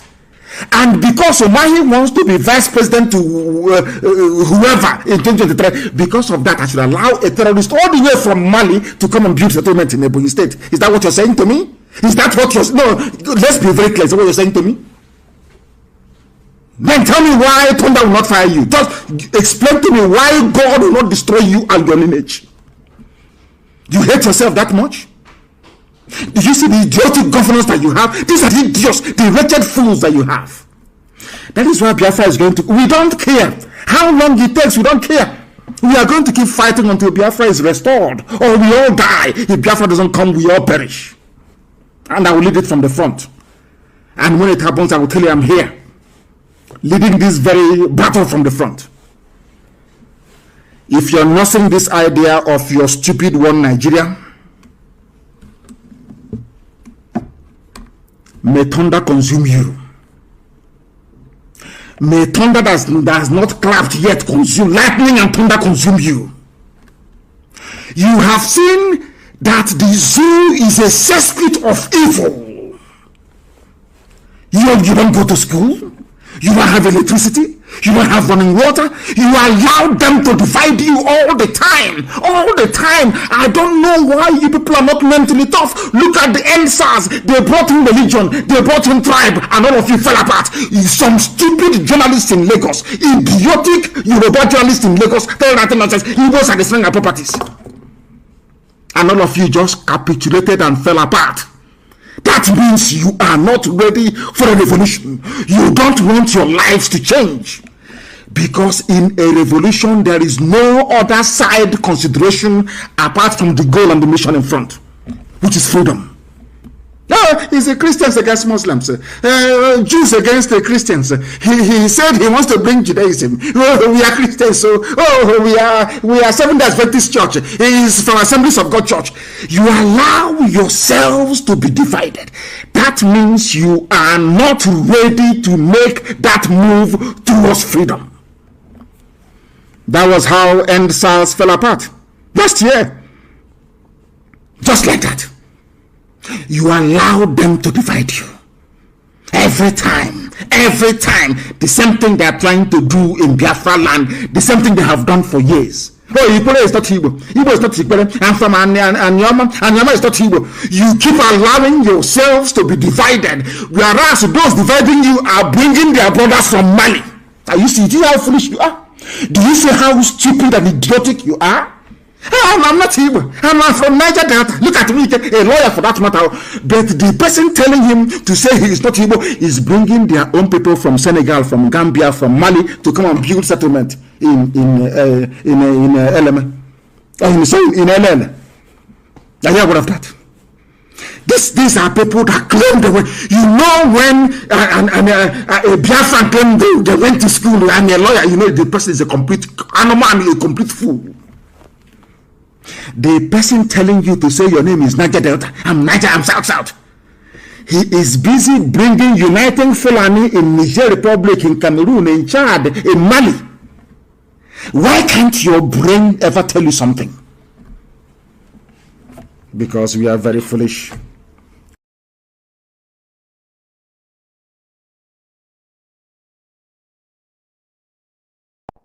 Oh, this is a New Year's message.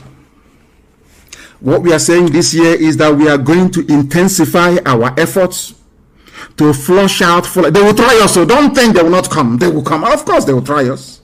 Forget how that Razmataz flying a deadbeat helicopter flying all over the air rubbish. We are waiting for them to commit their men on the ground. You know, it is very easy for them. The mistake, not the mistake I made, what we should have done when I left prison in 2017 is to go into a bush. You know, they specialize in killing civilians and burning down houses. That's what they do. Once in the bush, they can't come in.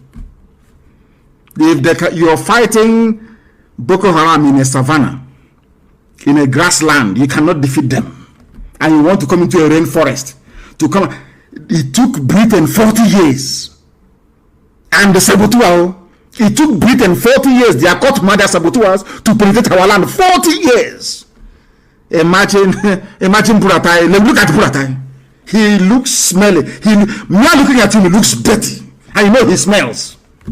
By just smelling, he looks physically, his physical appearance, you know he's a very filthy idiot. Look at Buratai. Something that took Britain 40 years, our fathers, when there was no internet, when people could not go and learn how to build an explosive within 5 minutes. It took them 40 years to move from Calabar to Otubo. 40 years. Then let Buratai come. Let me make one thing very clear. Fulani, they are very foolish, they will come. Expansionism is in their blood. They want to take other people's territory. That is how they are wired genetically. But telling me that Fulani can come from Mali to come and take our land, kill my sister, rape my mother, kill my sister, and do settlement in the name of one Nigeria. It won't happen, no. It won't happen. And all these idiots, because of presidencies, our turn to go and chop. Obasanjo was president for 8 years. Are Yorubas having fun? All of you idiots with your stupid, idiotic Igbo presidency. for 8 years. You're clamoring for presidency because you want to go and eat your own. It's your turn. Maybe one of these idiotic criminals can get in there. You start eating, you start traveling and living large. You are dreaming.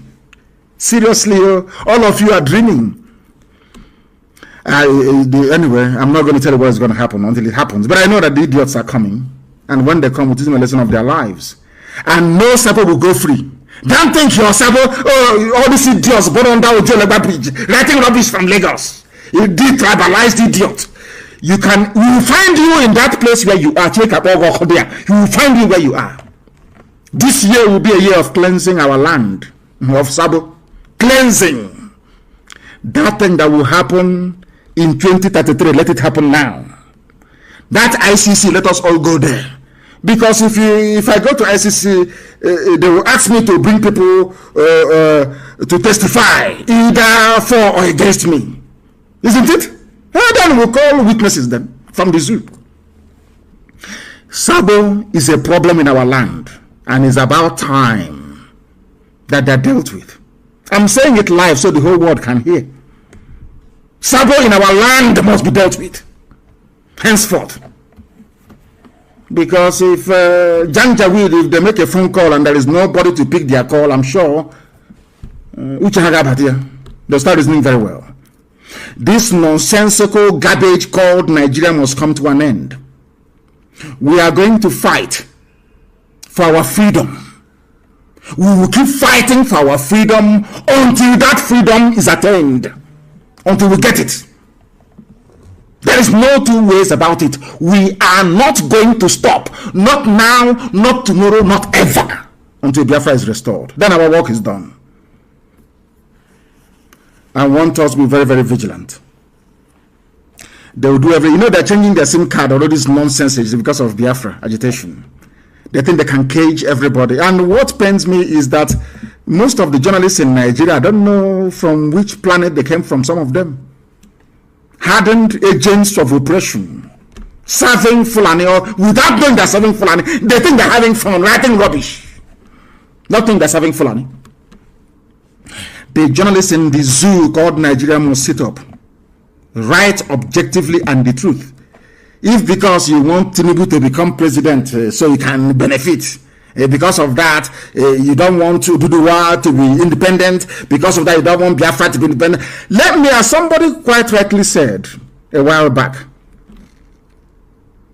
all of them, from Ibi, from Fulani, be you from Biafra, be you from Oduduwa, all their political class, they are in it because of what they can gain. Not because they love you. It's because of their turn. It's like a cozy old boys network. They know what they're doing. Ordinary people are suffering. Their own children are going to school abroad, having fun, the best medical care, and you are an idiot with 2,000 naira data supporting them. Had French people behaved the way that you're behaving in the zoo called Nigeria, do you think that France will be developed? France, they had. I keep telling you this all the time. This Yoji, I don't know why they don't understand it. You can never go forward without a revolution. France had it. Britain, you see, United Kingdom, revolution was there, led by Oliver Cromwell. In America, George Washington led a revolution. In Russia, there was a revolution. In China, Chairman Mao led a revolution. Everywhere in the world that people have moved forward, there was a revolution. But in your own case, ESN, don't even try it. There is no law. Which law established Fulani banditry? Somebody will come and be raping your wife and you're quoting the law. You're quoting the law. Anyway, some of you take your mothers and go and do ritual. So you don't have any soul anymore. You live in Abuja and you live in Lagos. You people you have no soul. You're not human. You are not human anymore. After all, if you can use your mother to do ritual, who will you sell out? Who will you not sell out? All these flavors in Lagos and in Abuja, talking rubbish every blessed day. You think you can bring down IPOB? Oh dear. How foolish some people are. With that, we have come to the end of our program this very evening. As I said before, there are many things we are doing. We are not at liberty to announce live on air. A lot of things are happening and we're moving forward. But you know that any great army in this world marches on its stomach. For us to sustain ESN, they have to eat. We have to clothe them. Every blessed day, they have to look very neat. They are in our bushes fighting to protect our heritage and our homeland. And we must support them. We must. All the way from Cross River to Edo State, we must support them to defend our land. Or else, they are coming from Mali. Don't say they didn't warn you. Sadwana of Oturubo. Maybe very soon there'll be Sadwana of Benin City. Or Sadwana of Ishekiri. Or Sadwana of Monogoa. Then you know you've arrived. You see Wike, he's a dead man walking. Thank you very much for listening. Until next time, when Facebook, of course, doesn't matter what Facebook does. This year is going to be very remarkable. It's going to be an open hunting season for saboteurs. This year. Because Biafra must come. Because Chukwuka Abiyama said so. Wherever you are around the world, you must remain resolute, determined, and very firm in your belief that Biafra is your right. Biafra existed before Britain was created by Norman conquerors, and it shall exist again, and with it freedom for all in Black Africa and beyond. Until next time, from me, from here, it is good evening. Wonderful people, great Biafrans, wherever you are. On the face of this very planet Earth, we welcome you to a very somber Radio Biafra live broadcast on this very day, the remembrance of the Asaba massacre that happened on this same day, the 7th of October in 1967, during the era of genocide, what I prefer to call our own Holocaust in Biafra. Today we remember those that died. Today we remember those that perished. And we are going to honor them. We are going to remember them. I say good morning, good afternoon, good evening, and good night to some of you, depending on where you are domiciled around the world. We are live, we are direct, and we are coming to you via a variety of platforms on 102.2, 102.1 FM, CHK, across the length and breadth of Biafra land. We are on Radio Biafra app. We are also on satellite, and we are coming to you via Radio Biafra page on Facebook. Wherever you are and whatever you are doing, we ask you to please abandon it, get your pen and your paper, and come along with a dose of common sense, that we may do that which is right before the sons of men on this very earth and Elohim in heaven. Here we propagate this very gospel of redemption. We preach the truth and nothing but the truth, because we remain whiter than white and whiter than snow. Our mission is very simple: to restore Biafra, or we die restoring Biafra. We will not retreat an inch, neither are we going to surrender. Our mission, our purpose is to make sure that a very viable, beautiful, civilized country called Biafra is established in Africa. And that we must accomplish, not through any strength of ours or through any extraordinary intelligence nor intellect, but purely by the grace of the Most High, that we submit to very humbly every day of our lives. As I said, today is a very sad day, a day that will remain in infamy forever and ever, when our people were executed in Asaba for no other reason than the fact that they are Biafrans, and we have been suffering ever since. That is why we have insisted that our security and our well-being as a people can only be guaranteed within a free and prosperous Biafra, away from the damnable zoological republic, away from the evil and darkness, the mediocrity and the lawlessness of the zoo. And that also we must accomplish in our time. We must make sure that Biafra is restored in keeping with our promise to those that have gone before us. If not for any other thing, those of us who happen to domicile in Delta State must understand, appreciate, absorb, and reflect upon what happened to every grown male child in Asaba on this very day, nearly 52 years ago. We must proceed very speedily this evening. As I said before, if you do not have a pen and paper with you, you are doing yourself a great disservice, because this evening this gospel will be propagated. This very evening we shall enlighten. This very evening we shall illuminate. This very evening we shall bring to the fore that which they have hidden from us. For the truth shall prevail, because our only weapon is truth and steadfastness. If this is your first time of joining us, endeavor to tell those around you to join Radio Biafra this evening by tuning in.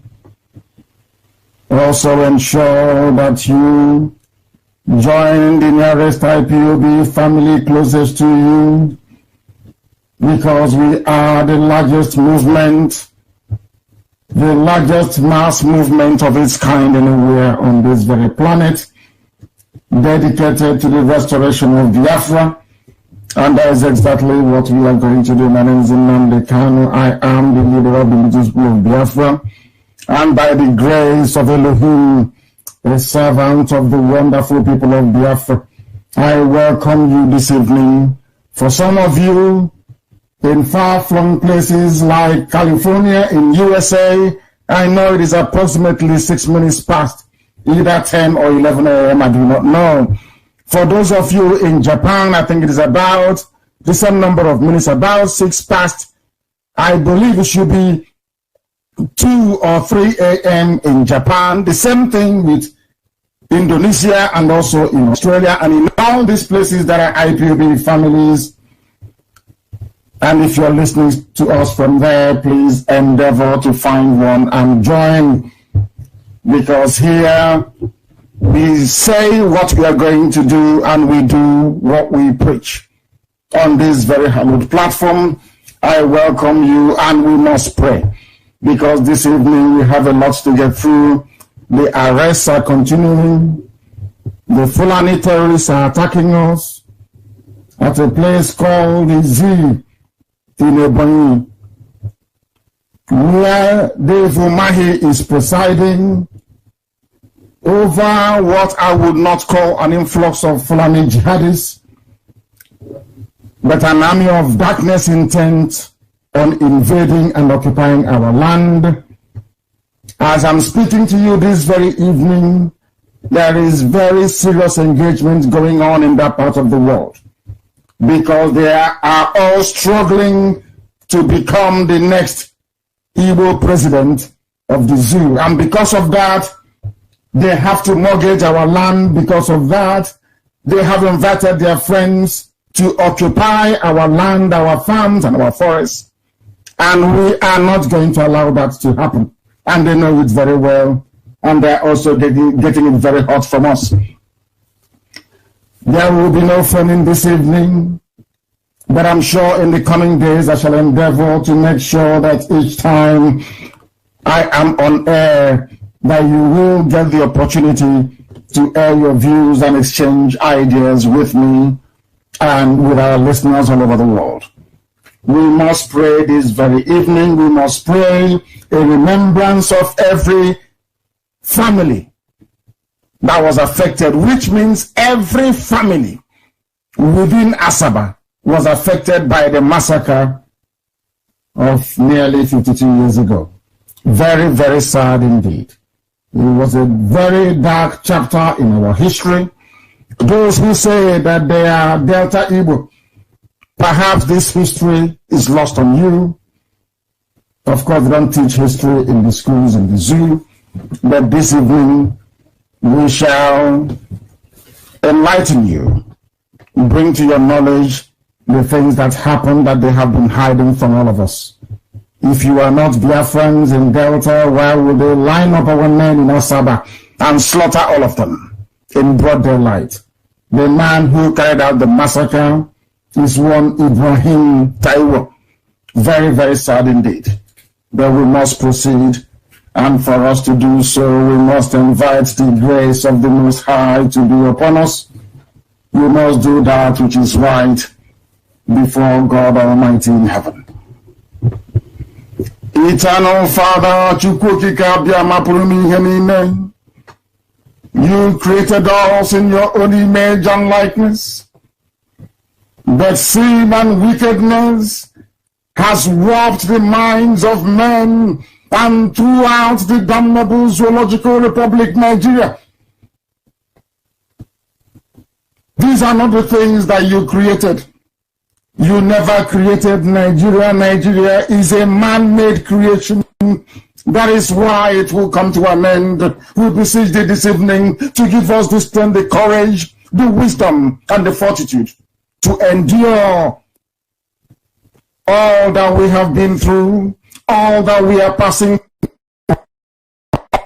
likely to encounter in time to come, because we know that freedom is not cheap. We know that freedom never ever comes on a platter.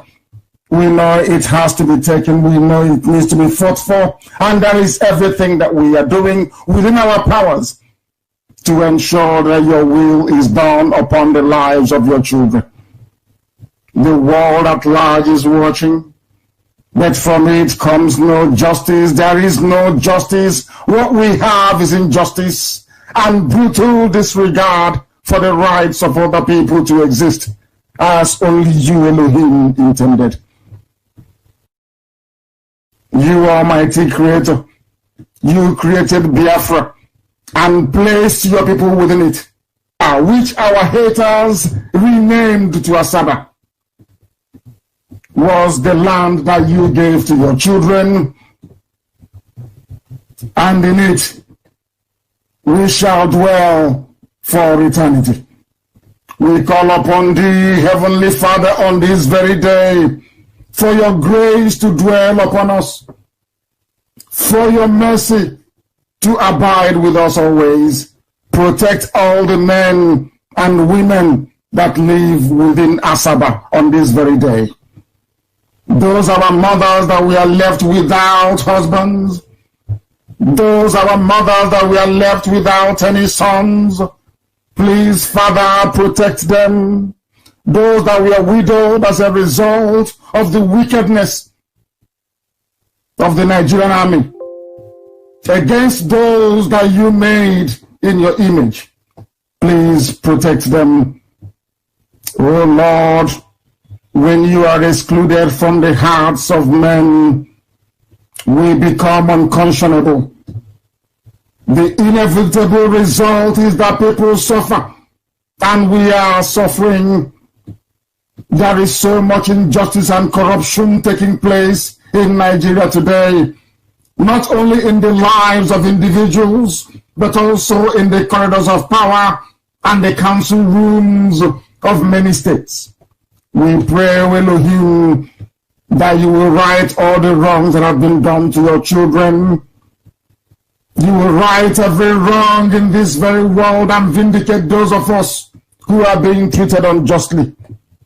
Keep us, Father, from taking matters into our own hands, for vengeance is yours and yours alone. Only thee, O Lord, in your grace and mercy we pray that you will give justice and peace to all those that have been cruelly and unfairly treated by their fellow man, and may injustice and carelessness that we Biafrans have had to endure become the means to draw us ever closer into your saving arms of grace.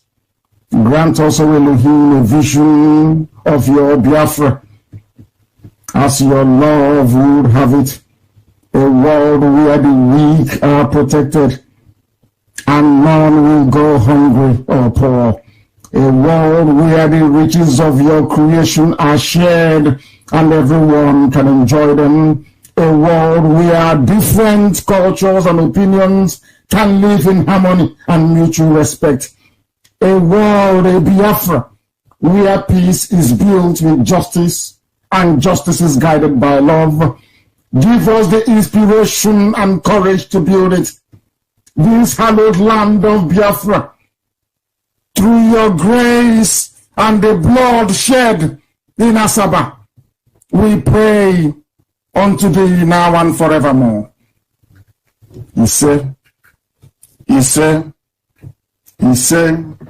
we must proceed, having prayed and committed ourselves into the loving arms of Elohim. This very gospel this evening will be preached. Some may not like it. Some are averse to the truth. But this truth we must preach. As I said earlier, if you have your pen and paper handy, that will be absolutely marvelous, because this is the finest university anywhere on this very earth, insofar as the study, understanding of the brain of a black man is concerned. This is the platform for you to come to. Between the 2nd and October the 7th of 1967, men in Nigerian army uniforms, they became beasts. They became wild animals and committed crimes against God in heaven and humanity at large. More than 5,000 people, conservatively speaking, we are rounded up in Asaba and brutally mowed down by the machine guns supplied by the British government. We have been suffering, or should I say we had been suffering before then. We have continued to suffer up until this very day, because they hate us. Our enemies despise us because we are blessed. They do not want us to survive as a race. They do not want us to live in freedom, in liberty, and in justice. That is why they came after us, and that is why they will continue to come after us. Conservatively speaking, over 5,000 people were slaughtered in Asaba from soldiers of the 2nd Division, led by Murtala Mohammed, but the man who supervised the senseless slaughter of innocent people, the singular act of the greatest genocide ever performed on the continent of Africa. Or should I call it the second Holocaust? After that, endured by the Jews in Europe. The man responsible for this gruesome and heinous act is a Yoruba man. His name is Ibrahim Taiwo. They lined up our people. Every able-bodied man in Asaba was killed in one single day. That means that our mothers were left without sons, and our wives were made widows. This Ibrahim Taiwo, serving under the command of Murtala Mohammed, became a widow maker and made women childless. This they don't teach you in schools. That is why I feel very sad when I hear people from Asaba, that is the proper name of Asaba, of course, talk about Biafra in such a condescending manner. I get repulsed by it because they do not understand history. For reasons best known to our enemies, they have decided to keep the truth away from the people of Delta. And that truth is being revealed this evening. The general officer commanding the GOC of the division was Murtala Mohammed. His operational headquarters was at Umunede. Umunede, that is the name. It's an Igbo name with Igbo people in it. Umunede. It was from there that Taiwo went on his killing spree with his men. They entered into Asaba, and the Holocaust commenced in Asaba. If you're from Asaba, of course, that is the proper name, and you say you are not part of IPOB, you're not part of Biafra, may shame befall you and your family for eternity, because you are blind and you know nothing. This man called Ibrahim Taiwo entered into Asaba and the Holocaust began. There's a place called Obeke Square, St. Joseph's Catholic Church. For those that know, these were the places that the massacres took place. Anywhere they go to, they ask the men to come out. That the war had ended. People will come out. They will line up the men and they will kill all of them. The Europeans don't want to talk about it. The Americans will not talk about it. Nobody wants to talk about what we went through as a people. I repeat, in modern history, that was the second most gruesome Holocaust that any group ever had to go through after the Jews. But nobody wants to talk about it. If you guys are about Rwanda and Rohingya, this was a place where Britain and some parts of the world decided that this race must be wiped away from the face of the earth. That is why when I hear people talking about Igbo presidency, I feel sorry for them. When a road is good, you use it more than once. We have been there before. He was paid with his life. Azikiwe was relegated and disgraced into the office of Governor General and later became a ceremonial president, just drinking tea all over the place. You people never learn. You will never learn anything from history. That is why IPOB is here, to remind you of who you are, where you're coming from, and where you're going. Our sight, our destination is freedom. That freedom can be found in Biafra, nowhere else. Not in a zoo, not in a restructured Nigeria, not in a regionalized Nigeria, not in a constitutionally sound Nigeria. No, it is within Biafra and Biafra alone. And that's what we're going to. Some of you may be persuaded by the allure of modern primitive politics in Nigeria. The syndrome of it is my turn, let us go and chop our turn. It will not happen, not under our watch. It won't happen. If you reflect upon what happened in Asaba, you will understand how much they hate you. For you to appreciate how you are hated within for you to understand how much they hate you, you need to understand Asaba massacre. Only then will you appreciate it, how much you're hated. And that is why they keep suppressing it.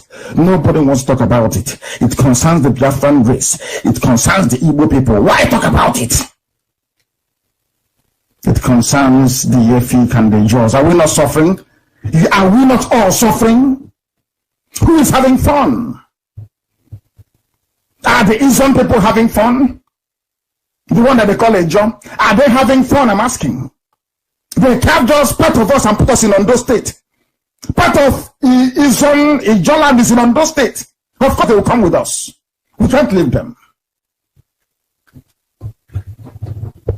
We are in a mess in the zoo. And the sooner we understand this, the better for everybody. As no when you're rejected by others, you don't reject yourself.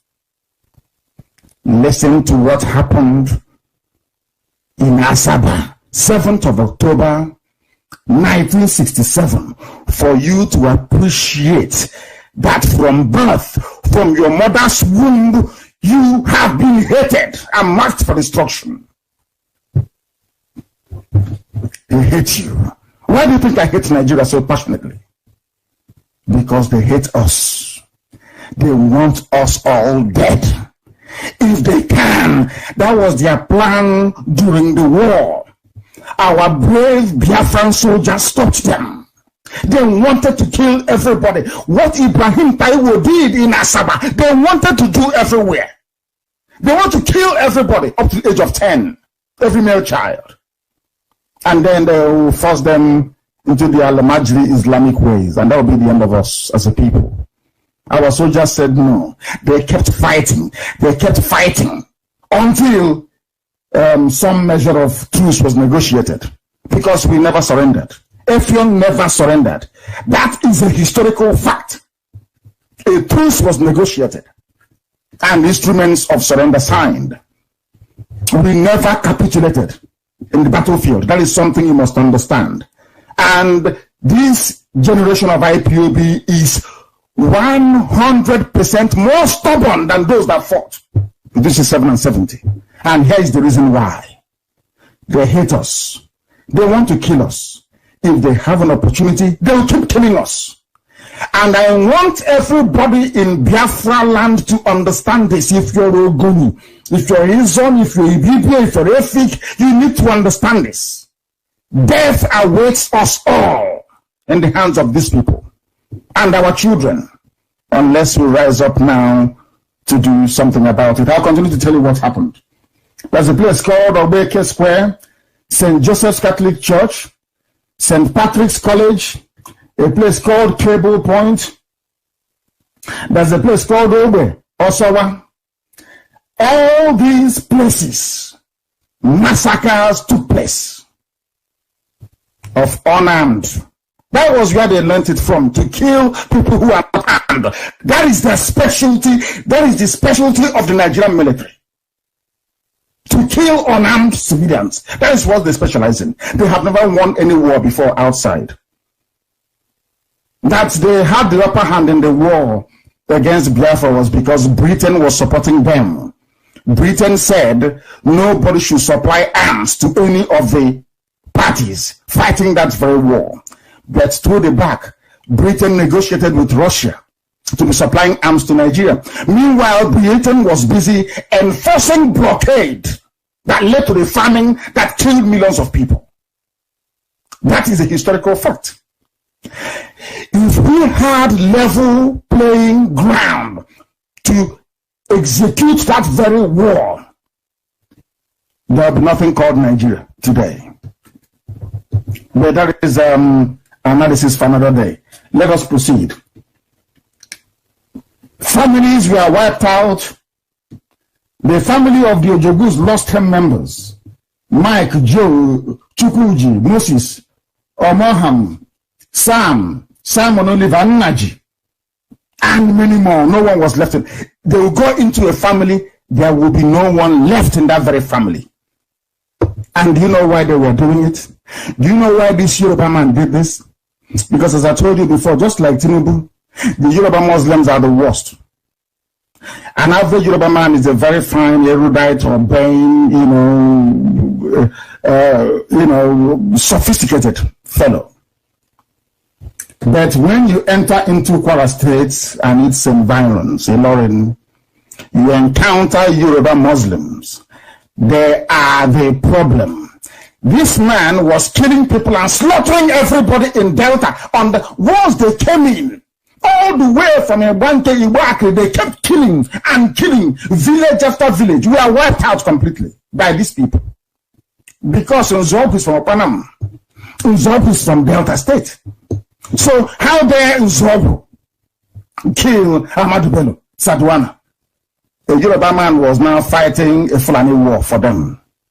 He wanted the same thing that Tinubu is doing today was what this man did 52 years ago. His name is Ibrahim Taiwo, just like Bola Ahmed Tinubu. The same breed of vampires, the same breed of doing everything to please the caliphate. They want to please them. He wants to be seen as a loyal Yoruba servant of the caliphate. He said to Motara, leave me, let me go and kill the Igbos, let me go and kill the Biafans. As soon as they came in, they started killing. I'm giving you the names of the places where our people were slaughtered, where they killed our people in Asaba and surrounding areas as well.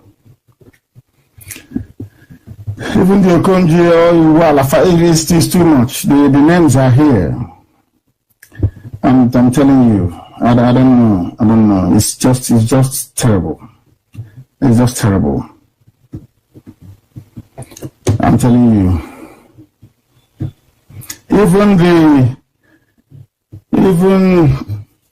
Miriam Babangida, the wife of Bongo Zikwe that Babangida took after that encounter. The father was also killed. The father of Miriam Babangida was killed, and Babangida took the daughter.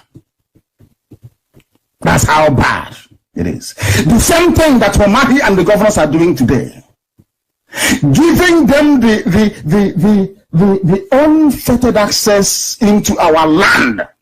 Take whatever you want. All I want is the presidency. Make me vice president. You can come to our land and do anything you like. I don't hate any of them from Adam, but I hate what they are doing to our people and to our land. Our land is sacred. Biafra is not like any other place on this earth. That land is holy. That land is sacred. That is why I say to our people, some of the things that you do, even within Biafra land or outside, you must reflect upon it, because you're a special breed of people. You are so unique. There is no other group like you anywhere on this earth. Understand this very clearly. That is why the ancients say Metumaribe. That's the meaning of it. There are some things that you do, be it within Biafra land or anywhere you're domiciled around the world, you must remember how unique you are as an individual coming from a very special race. That is why they hate us, because they know we are special. No other reason. They know we are blessed. They know that scientists are born, they don't have to go to school. They know that very well. We are the only people capable of doing something that no other group can do in Africa. I said no other group can do it. What we are capable of doing. That is why they hate us. They killed Miriam Babangida's father, and Babangida took Ndidi. Took the daughter. Unbelievable, isn't it? It is crazy. There is one Sydney Asiodu who was in Lagos, well known. He was an athlete and moved to UNN and was studying zoology. He represented Nigeria at the Tokyo 1964 Olympic Games. It's unbelievable. He was also killed. And as you know, as with what Dave Omahi and Obiano, what the governors are doing today, was there then.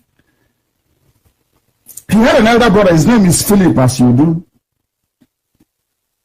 He was the permanent secretary at the Federal Ministry of Industries. I want our people to listen very carefully this evening. I want to tell you where the problems are, how you can identify them, and how you can get rid of them. You know, that's what they do. They promise you something or they give you a position. In defense of that very position, even if they're killing your brother, you say, don't kill him. Because if you leave him, he will spoil something for us. Even he went to 1964 Tokyo Olympic Games to represent the zoo called Nigeria. Do you know that they killed him in the Asaba massacre? And his senior brother was the permanent secretary, Federal Ministry of Industries. It is unbelievable, isn't it? There's something they're doing today. In return for your land, basically, in return, if you want to become, they're saying is the turn of the Igbos. So if you want to become the president, they want you to give them our land, as Umahi is doing in Ebonyi. There is a war going on in Ebonyi right now as I speak. And we are meeting them head on, of course. Yeah, and they know it very well. Right now, as I'm speaking, we are engaging them in Ebonyi as I speak. We are engaging them right now as I speak. Some of you don't know this, and I'm not supposed to say it, but sometimes some of you think that, oh, what are they doing? They're not doing anything. We are protecting you. That Ebonyi has not fallen, that Enugu has not fallen is because of IPOB. As I'm on air this evening speaking and preaching this very divine gospel, we are stopping them in Ebonyi state right now, this very second. IPOB, sacrificing our lives to make sure that the promise that is Biafra is fulfilled in our lifetime. Some people don't understand. There is not something you play out on social media. We are engaging our enemies that have come to take our land from us. And out of frustration, they went and slaughtered some families today in Izzi. It is happening right now as I'm live. Ask Umahi, and Umahi will confirm it right now that there is war going on in Ebonyi. Some of you do not know because hopelessly and foolishly you were busy watching Big Brother or Little Brother, I don't know what you call it. That is how hopeless some of you are. That your land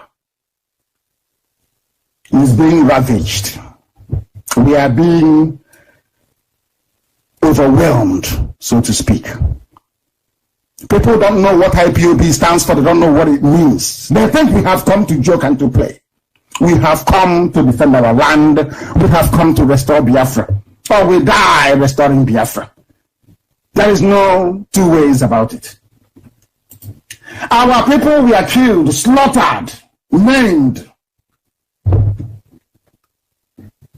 in Asaba and everywhere else around. What did we do? Nothing. Our crime is that Chukwukikabiama blessed us, made us very successful. Everywhere around the zoo called Nigeria, we were successful. It was an Igbo man, Nzogu, who wanted one Nigeria to be a better place that got us into this mess. So when people are talking about presidency, Igbo presidency, just say to them, have you people come again? It was your one Nigeria stupidity, your misplaced nationalism that got us into the mess we are in today. From Azikiwe to Uronsi to Zobo, they put us in this mess we are in today. And they have come again now with their useless presidency. It can never be well with them.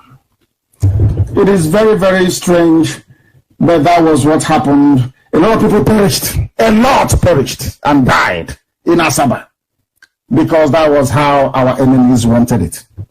Therefore, for those of you who think there is hope for we Biafrans in Nigeria, not minding the Asaba massacre, the newly released list of designated points to install toll gates in Nigeria should serve to remind you, in fact all of us, that this Biafra restoration being piloted by IPOB is the only way out of the misery and bondage that the zoo Nigeria has become for us. It's a death trap for us. I watched the footage of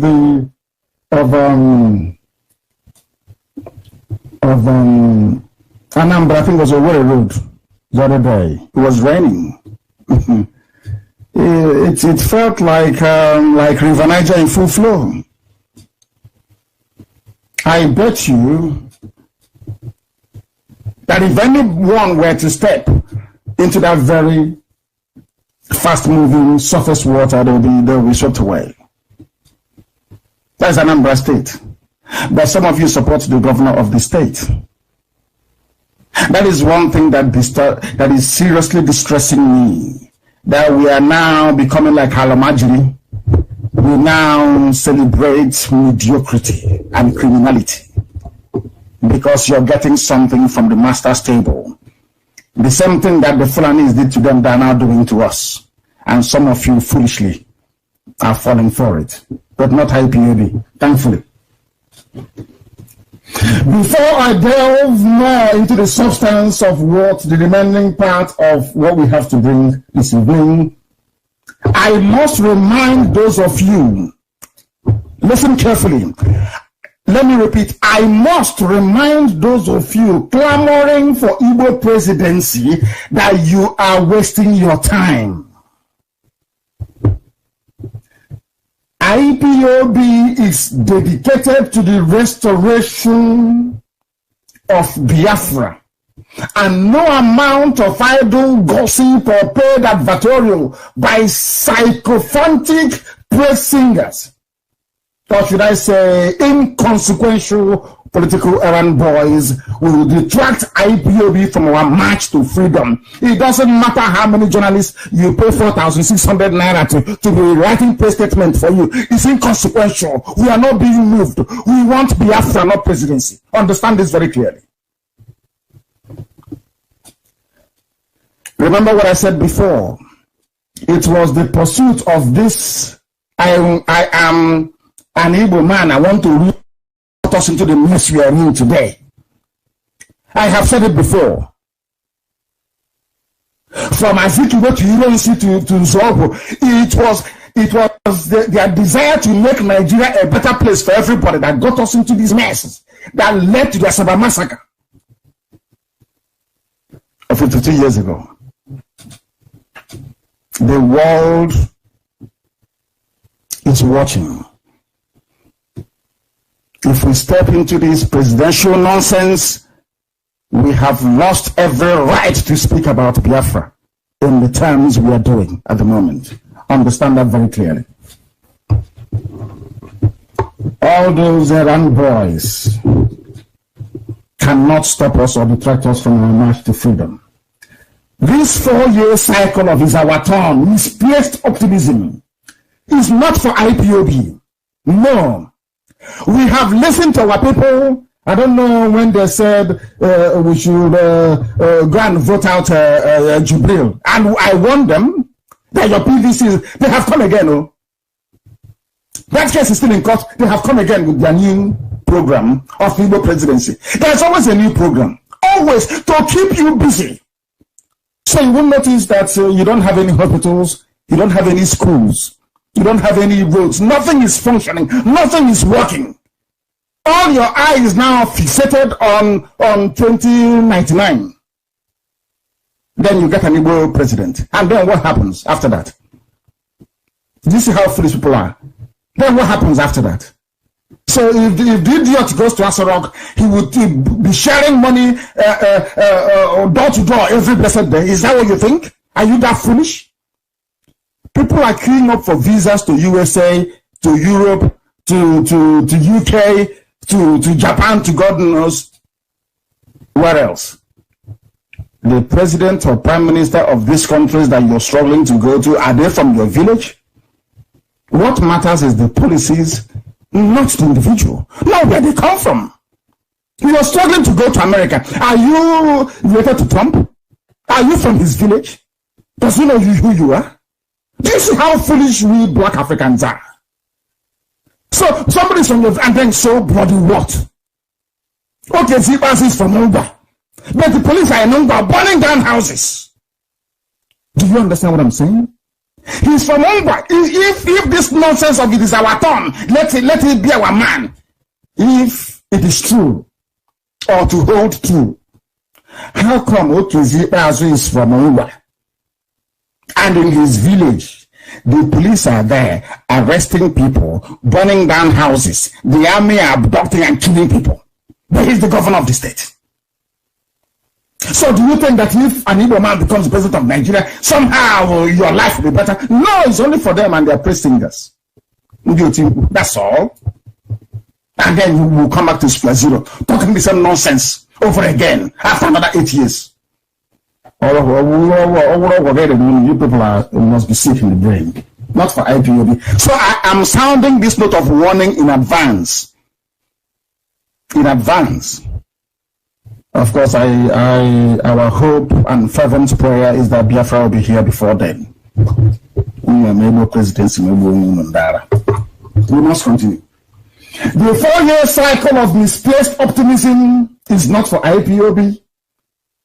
The politics of turn by turn is the turn of Yoruba. Tinubu says the turn of you, just so pathetic. Nobody's asking what is your program, what do you intend to do, how do you intend to turn things around. It's so hopeless and wretched. It's our turn. And the intellectuals. These are the people they claim are learned. What qualifies somebody is where they come from. That was why they ended up with a dead brain in Buhari that can't even spell his own name with a forged certificate. Now he's dead. In the name of "is our turn," they went to Sudan to go and bring a replacement. It's their turn. That is how foolish some of you are. And I feel sorry for you, honestly speaking. And I'll say PhD. Anyway, when you get PhD from a zoo university, what do you expect? Igbo presidency is like the second Niger bridge. It will never be completed. Or maybe like Ogoni cleanup. They flagged it off the first time, second time, third time. Instead, they will go there to destroy people's houses. How about the 30,000 minimum wage? These are promises made. Or we will return you back to 86 naira per liter petrol pump price. What happened? None of these things will ever happen. Igbo president is a dream. It's what you tell a woman around 8, 9, 30 in the evening. By 5, you change. 5, 6 in the morning, you start saying something completely different. That's how it is. It's to seduce you. So you stop supporting IPOB, you stop supporting Biafra, you start thinking about the contracts you will get when an Igbo man from your village or from your town is there. Because they know that you will always reason like a very foolish African man or woman, as the case may be. These are preview schemes. Second major bridge. We're going to clean up. Igbo presidency. Minimum wage. Enugu expressway. We will do this, we will do that. Airport in, what's the place? I said we build an airport in Aguilera. Airport in Lebanon. With Chinese investors, they will build a new city in Aguilera. Whereas the one in Asaba cannot, Boeing 747 cannot land there. They said it's too small. There's no drainage. Anything is not working. The way is not working. But they plan to. Have you forgotten that Stella Odua promised us that she will build, what's it called, an aircraft maintenance hangar somewhere in Obara? And I asked her, without an airport, so that does it mean when the aircraft lands in Asaba, then we'll go and tow it, we'll push it to across the river to come and so you can service it in Obara? These are useless schemes. It's something as saying that the youths of today are the youths of tomorrow. No, it will never happen. Not in the zoo. These are inconsequential schemes, trivial, cooked up and designed to keep you gullible people in the zoo engaged and busy with your self-delusions. You're just insane. Insane. They're saying all these things so that when Tinubu comes, Tinubu will say, who has made the biggest noise in Igbo land? They will find them, they will give them maybe 200,000 naira. And you won't hear from them again. They are no longer articulating. It's now about Igbo presidents. They have no honor nor dignity. No honor and no dignity. The one they went for before has failed. Completely and totally. See how foolish they are? You don't know the 14 and Igbo they allow you to bring your so-called Igbo president. After 2 years, they will take permission from Britain and do a coup. Is the man in Egypt not a former military man? Is the man now leading Egypt not a former military man? You claim you are an Igbo man, they will kill you and they will kill your family and the military will take over. Britain will say, go ahead, we'll support you. What will you do? You can make it. You say rest in peace and we leave it for God. People, you cannot reason beyond your nose. Because of the 2x2 you have in Lagos or in Abuja. That's all. You want to mortgage the future of an entire nation. Those championing this nonsense about one zoo, one Nigeria Igbo presidency garbage, and saying it is the turn of the Southeast, have cleverly forgotten, as they usually do, that not long ago, our own brother, Goodluck Ebele Azikiwe, that's his name, Ebele Azikiwe Jonathan, he was a Biafran, or I'm sure he's still a Biafran. He was the president of this Lugardian contraption called Nigeria. Can anybody tell me one visible landmark or one notable achievement attributable to Goodluck Jonathan whilst he was in office? Did he succeed in alleviating the economic, social, or political plight of our people? Let me even say, for the benefit of argument, of Niger Delta, are they still not begging for amnesty 60,000 naira every month? Are they still not begging to be pipeline security guards? He was there for 6 years, and then what happened? Even people like Donald Duke that did something in Cross River. Where is that achievement today? All gone to waste. People don't reason in that zone. They never ever reason. Always looking for the most expedient way out of every mess that they find themselves in. I like Goodluck Jonathan. I even like the wife more, Patience, because she's very vocal and a very strong-spirited woman. Can anybody point to one achievement of Jonathan in office? It was their turn.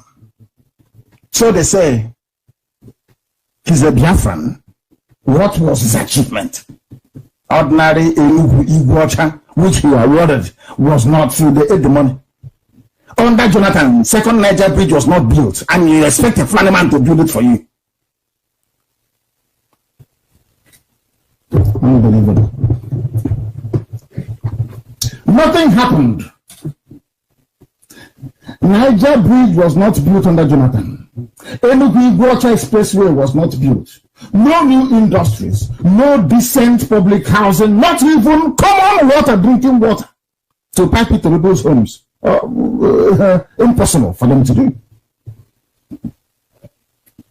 I grade Jonathan's presidency as a total failure, the same way that I rate Dr. Azikiwe's presidency was a failure, the same way that I rate Aguirre's presidency or head of stateship as a complete and utter disaster for our people. The same way that I rate Nzobo's intervention in politics, because he was a soldier, he shouldn't have come into politics at all, as an utter and one almighty catastrophic disaster for our people. Catastrophe, it was. And you and I are suffering it till today. Asaba massacre is an example of that. Admittedly, I must give President Jonathan some credit. Admittedly, he ran what came close to a democratic government in terms of individual freedoms and liberty. But developmentally, the way its development impacts on people, on the masses, his administration, like many before it, were found wanting. Forget all that, we are the fastest growing economy and all that rubbish. I don't believe in that. If it doesn't impact on the people, no good roads, no good schools, no good hospitals, nothing, and you're saying you're growing, that doesn't make any sense to me at all. Before Jonathan, you have forgotten also those who claim it's our turn. There was a man called Olusegun Obasanjo. Are Yoruba people not suffering today?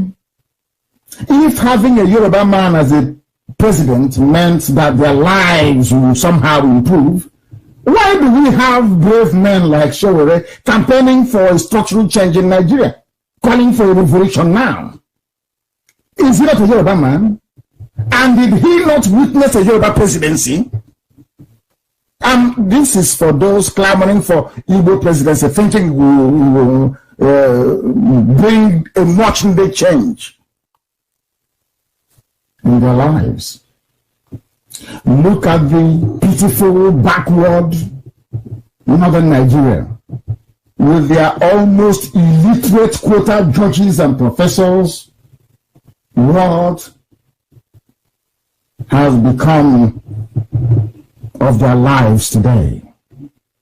The fact that they have been in power for almost 42 out of the 56 years that Nigeria have supposedly existed as a glorified British colony, let's be honest, have lives in the north improved. Let us even go to Daura, where the dead Buhari comes from, and where now the Sudanese Jubril goes to visit once in a while. Have you been to Daura? Are they sharing money in Daura?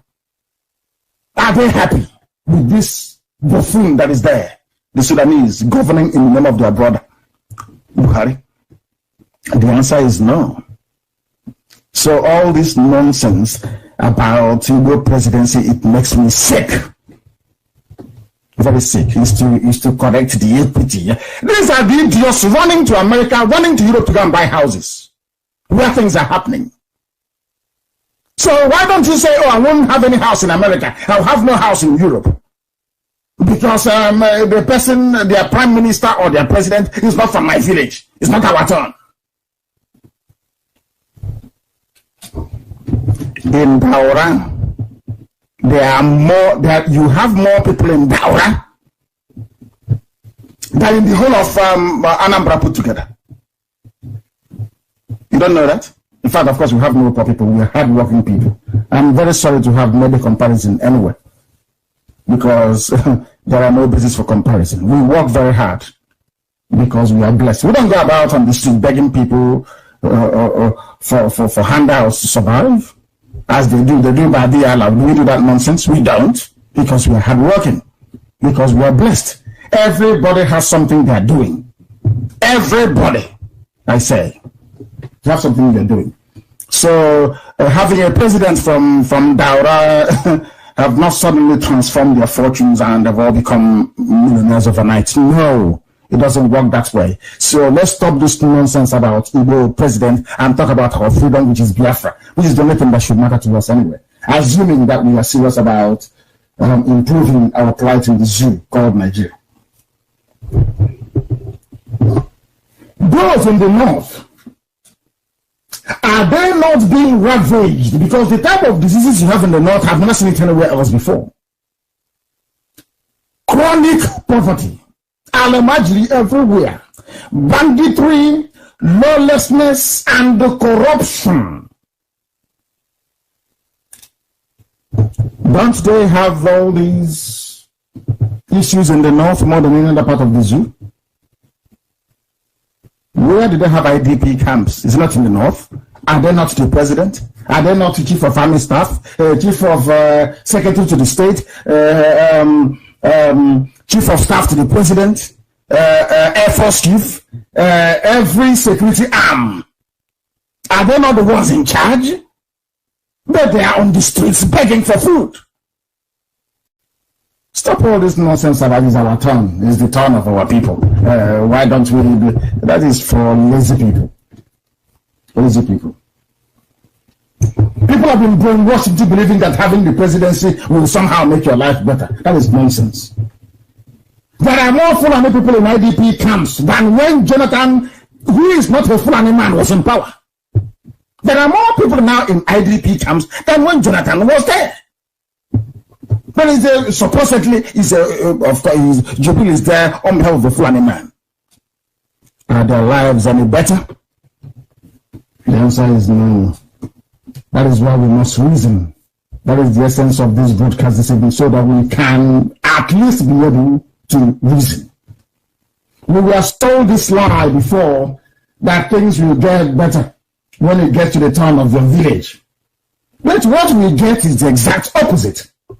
We will not allow ourselves to be deceived with the promise of presidency in return for surrendering our land to Miyetti Yala and other Fulani terrorists, as is happening in Obugu tonight. What we need is a revolution. And that, listen carefully, please, before I get quoted out of context. I use the word revolution.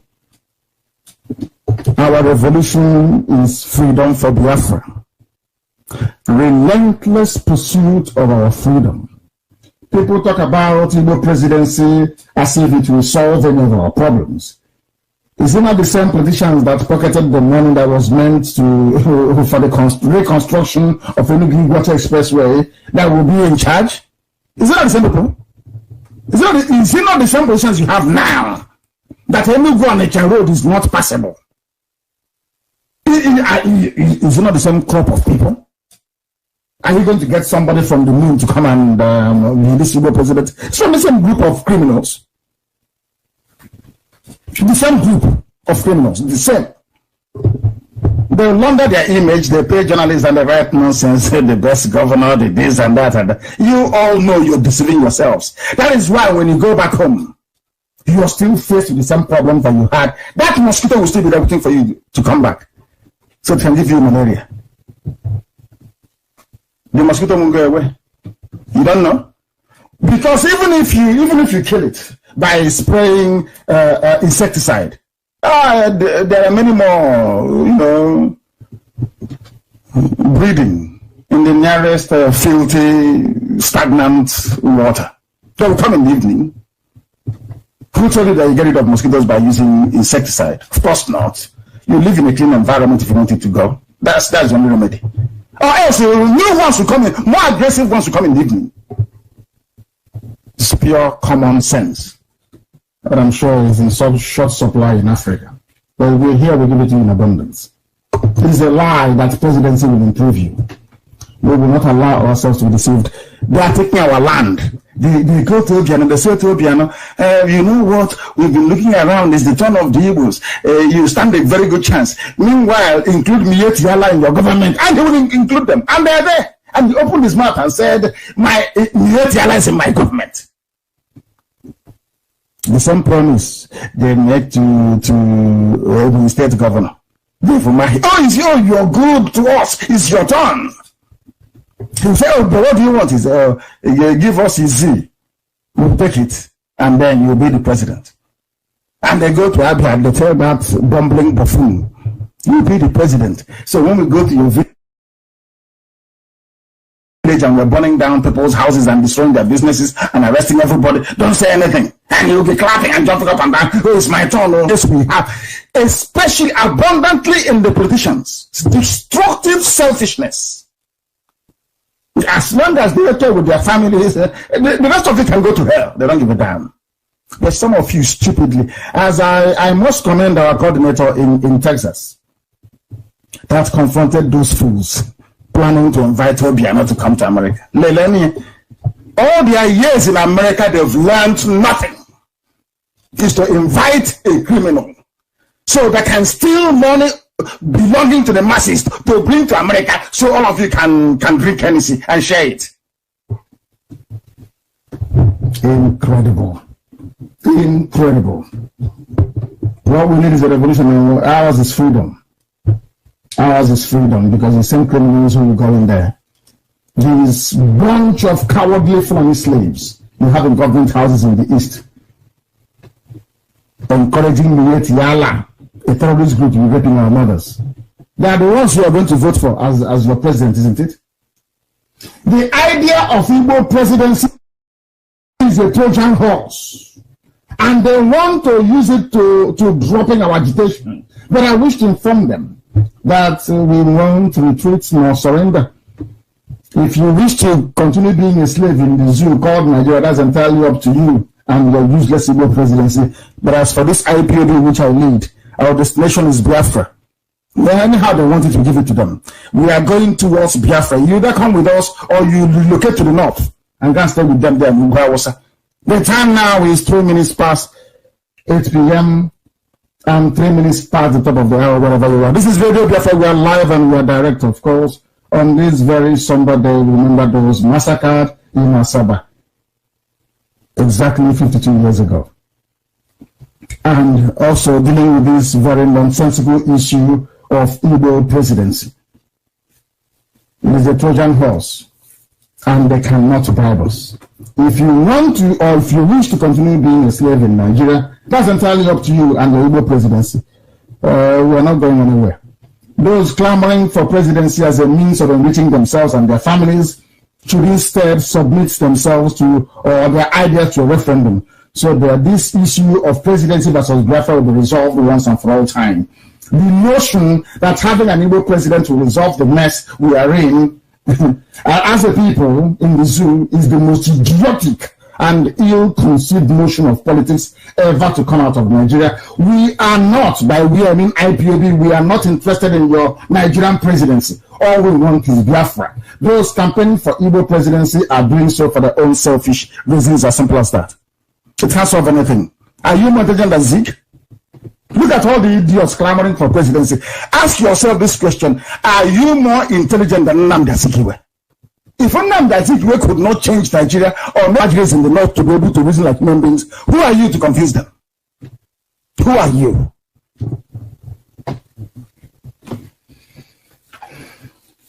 They want to enrich themselves, but they will never ever succeed. It is the highest insult. I read one of our brothers. He's a House of Reps member. His name is Eke. He said, give Igbo's presidency in 2023, end agitation for Biafra. Can you imagine such rubbish? Somebody will just wake up in the morning and be talking nonsense. You just wake up one early morning and all that will come into your pen is hogwash. Pure rubbish. And you open your mouth to pour them out to a media that will publish anything. Very sad indeed. IPOB is not a pressure group like OPC or the few Niger Delta resource control militants. There are Niger Delta militants that are real. When Avengers came, the original Avengers, that is why some of them opted for peanuts in the name of amnesty payment in return for surrendering their liberty and give it to the Fulani-controlled Nigerian state. For 60,000 naira per month, they abandoned freedom fighting. We are IPOB. Though a peaceful mass movement, we are singularly dedicated to the enthronement of liberty and freedom in Biafra through the liberation of our ancient land from the iniquitous group of the zoo called Nigeria. Those foolishly mad and nonsense that IPOB is a pressure group are only doing so to pander to their own foolishness and ill-informed constituency of Fulani slaves that litter our land. Pressure groups did not ask for freedom, nor did they sacrifice their lives in pursuit of the noble ideal of liberation, as we in IPOB have done, is doing, and will continue to do until the full sovereignty of Biafra is restored. We want nothing to do with Nigeria, and the sooner they realize this, the better for us all. The poorly lettered commentators comparing this great IPOB to local Nigerian pressure groups are in for a shock. You are going to be shocked, I assure you. It's an insult to compare IPOB to a local pressure group campaigning for resource control, campaigning for a share of allocation. Is that why we are here? Why we have lost men? Why we have lost women? So that we can come and be talking about allocation? Let us ask ourselves these questions. Do you think an Igbo president will change admission scores into unity schools? I'm asking you. some of the entrenched injustices against our people, do you think if you put any of them there, Omahi as the president of Nigeria, that Omahi will have the guts or the presence of mind to go to his masters that fed him, that he read elections for Inebonyi and said to them, I want to make the schools uniform for everybody going to unity school? Do you think he can do that? Point out one person that has the liver to stand before Al-Majri, the caliphate, and tell them the bitter truth. Which one of them? Just point, name one person. You see that is none. You saw how they dealt with Jonathan. At the end of his presidency, he was more like a woman. I'm sorry to say. Very weak. Reduced to nothing. I'm not saying that strength comes from locking up people when they criticize you. No, that is not strength. Decisiveness I'm talking about. He became more and more less decisive in his decision making because he had no choice. When they asked him to sack Hejrika, he did. Look at Purata, he should have been gone on retirement long time ago, but he's still there. That at the slightest success against Boko Haram, they say you must sack Hejrika.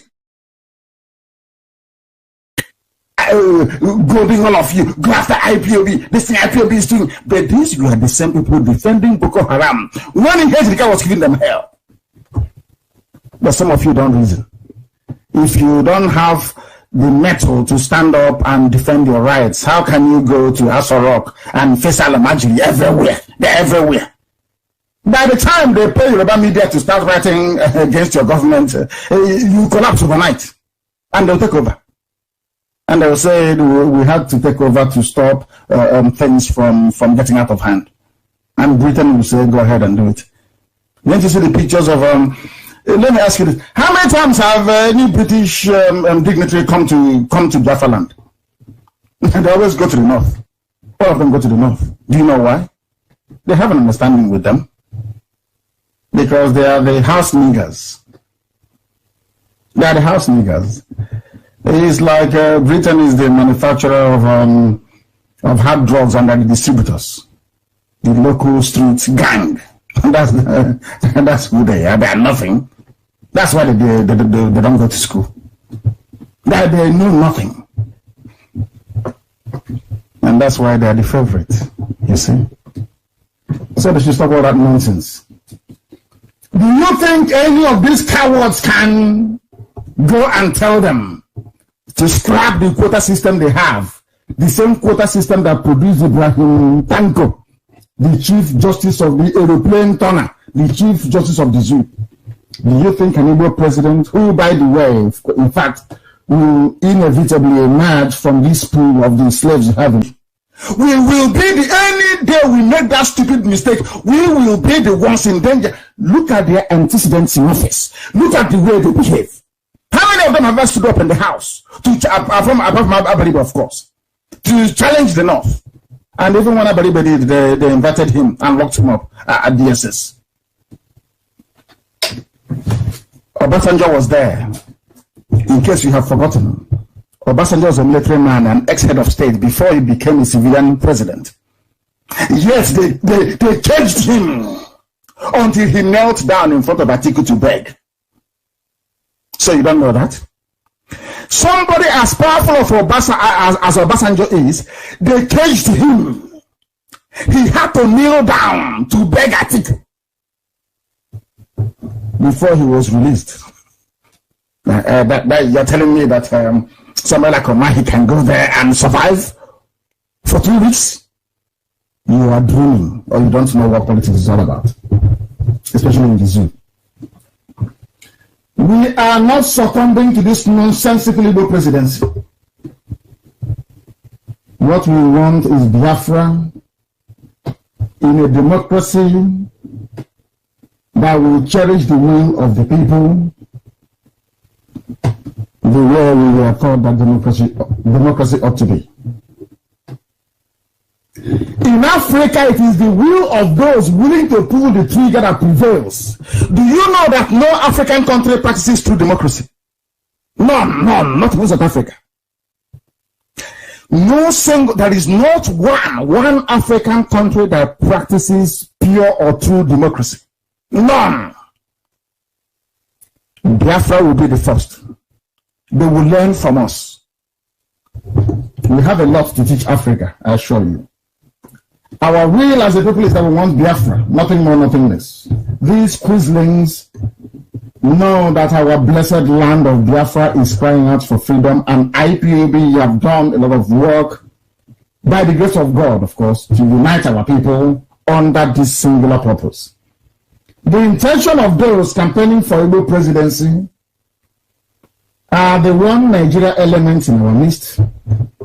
They abhor freedom. They wish to remain slaves to their illiterate Fulani masters forever. They can go to the north to serve their masters, that is their business, but not in Biafra land. Go to the north and give your rank and worship them over there. That's entirely your business. There comes a time when any grown man or woman will say that enough is enough. What we continue to experience with this government of Jubilee al-Sudani, who is ruling, of course, in the name of the dead Muhammad Buhari, is the worst forms of oppression, aided and abetted by Igbo governors and those wretched sycophants seeking Igbo presidency. The same APC today that labeled the muted introduction of toll gates a few years back as criminal are themselves today embarking on criminality. Remember the toll gates?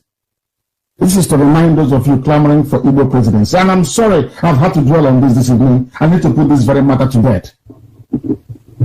A few years ago, they said, no, toll gate is criminality. Today, they've brought it in because they're criminals. You will never find your advocates of Igbo presidency condemn such dastardly proposal because they are busy telling you that Igbo presidency is all that matters. The same nonsense they fed us before the last article Jubilee election. They have come again. No more articulates. That one is gone. The new one now, the new mantra is Igbo presidency. Let us look at the proposed toll gate for Nigeria, for the zoo. Surprise, surprise. Of course I'm not. The Southeast leads with 56 toll gates. 56. We have no roads, but they are on top of the army of occupation, police occupation, all the checkpoints we have. They want to add another 56 more checkpoints on top of what we have. But this time around, they'll be giving you receipts as they're taking the money from you. Who proposed it? Fashola, a Yoruba man. We are coming, But they say we don't have land. Remember that man? They said he's the emir of Arugungu. I don't know. He said they don't have land. You know, when they say Biafra, they say Igbo. They know what they're doing. They want to play their usual divide and rule. But when we remind them that Igbo is in Benue, Igbo is in Delta, Igbo is in Cross River, Igbo is in Akwa Ibom, Igbo is in Rivers, Igbo is in Kogi, you see them, they shrink. They say we have no land. Those without land now have the highest number of toll gates. What does that tell you? I told you before that they don't love you. They don't like you. They don't want you to be a part of them. The only reason why we are with them is because of the oil that comes from our land. That is all. And now that the Anama needs the grass in our land as well. So they are coming. But they have land, though we don't. But they are coming to take the land of those who don't have. Can you believe such nonsense? 56 toll gates for Southeast, 21 toll gates for South-South, making it in total in Biafra land 77. This is the Fulani sanctioned toll gate. What are the toll gates for? You may ask. They are official extortion points, which means that on top of the over 300 police, army, and navy checkpoints in Biafra land, they intend to add another 77. This is a region where there is virtually no federal presence, no road, decent, adequate road infrastructure. But they are here allocating the highest number of extortion points on dilapidated, abandoned roads. This is how one Nigeria works. But those campaigning for the presidency will not tell you about this. Second language, no money to complete it, but they are coming to collect money from us on toll gates. Can you believe that? You know, the whole thing sounds so bizarre. Sometimes if you put all these things down, write it down in a book, people reading outside will think it's fiction, it's not possible. Such a thing cannot happen, but it's happening in the zoo. That tells you all you need to know about them. This is one Nigeria. No money to complete second Niger bridge, but they have found money to build 77 kiosks where they'll be collecting money from us. Now let us look at other areas and see. Fashola, who is proposing it, he from his own side, Yoruba land, they will only get 22 toll gates. We have 77, they get 22. And how about those who rule Nigeria that say they have land, they have everything? North Central is only 14. They say they are more population, though. They have more population than us. In the Northeast, that keeps producing one mediocre president after mediocre president. Only 9, but we have 77. And the Northwest, only 12. We have 77. What does that tell you about the zoo? Tomorrow you'll be saying you are part of one Nigeria without shame. These are the deplorable and pitiful conditions we are caged in within Nigeria as slaves. The most distressing and shameful part of this episode is that the Fulani Caliphate, through their Abba Kyari, you know Abba Kyari is the official president, for those who don't know. Abba Kyari, he was the one that recruited Jubril. He's the one that runs the zoo. He does all those answers. Jubril, you find Jubril reading during press and briefing. Is Abba Kyari that makes sure that he does it right. Abba Kyari is actually the official president, or should I say unofficial president of the zoo. He is the leader of the cabal that runs the disastrous administration in the name of the dead Buhari. They can no longer pretend nor hide their hatred for Biafans. They hate us with a passion, and if you are in any doubt, visit your nearest checkpoint, go to the nearest army barracks, go to the law courts, and see how people who can barely read nor write the Fulanis are lording it over us on a daily basis. I'm asking Biafans, if they don't hate us, why would we get 77 targets when they have 9 and 12? This is the regime that some demented, Igbo, Efik, Izon, Ibibio, Idoma, people come out to praise. Hey, APC is doing well, oh. They are killing your people. But because all you think about is yourself and your family. Unlike us that is thinking about the well-being of everybody, including your mad selves. All you think about is your family. If I only had my family to think about, by now I'll be a multi-billionaire. But we are fighting for the well-being of everybody. But some of you are busy fighting for your own stomach and that of what you will leave for your family when you're long gone. Let us also look at their so-called security response from the army. The various operations going on around the zoo. Boko Haram is busy ravaging them in their God-forsaken arid Sahel. Whereas the Vandals are busy scavenging in the east in the guise of Operation Python Dance 4. They had Operation Python Dance 1 only this January. Now they have 2 operations in a year. Before it used to be 1 operation in a year. Now it's 2 in a year. Trying to justify the perpetual illegal occupation of Biafra land. I must point out that this so-called one Nigeria, people have joined the mass murderer Yakubu Gowon in praying for unity. As they are killing them in the north, ravaging their land, Gowon is busy praying for unity. It should not be lost on all right-thinking people that Operation Python Dance is the legal cover the Fulani Jihadi army is now using to justify the perpetual military occupation of Biafra land, despite the fact that we are not at war. The war is happening in the north. The banditry is in the north. The kidnapping is in the north. The lawlessness is in the north. The terrorism is in the north. But they're bringing their army to the east. Operation Python Dance, to check criminality. But the palace of an emir has been burnt by terrorists. How, if you have all the soldiers you have in the south, in the east, you were to be redeployed to the north, there will be no Boko Haram. But with their friends in the media, they know how to hype things up. You know, they have no conscience. Hey, there is lawlessness and criminality everywhere, and they come. But you know that Elohim, that we serve, is very faithful.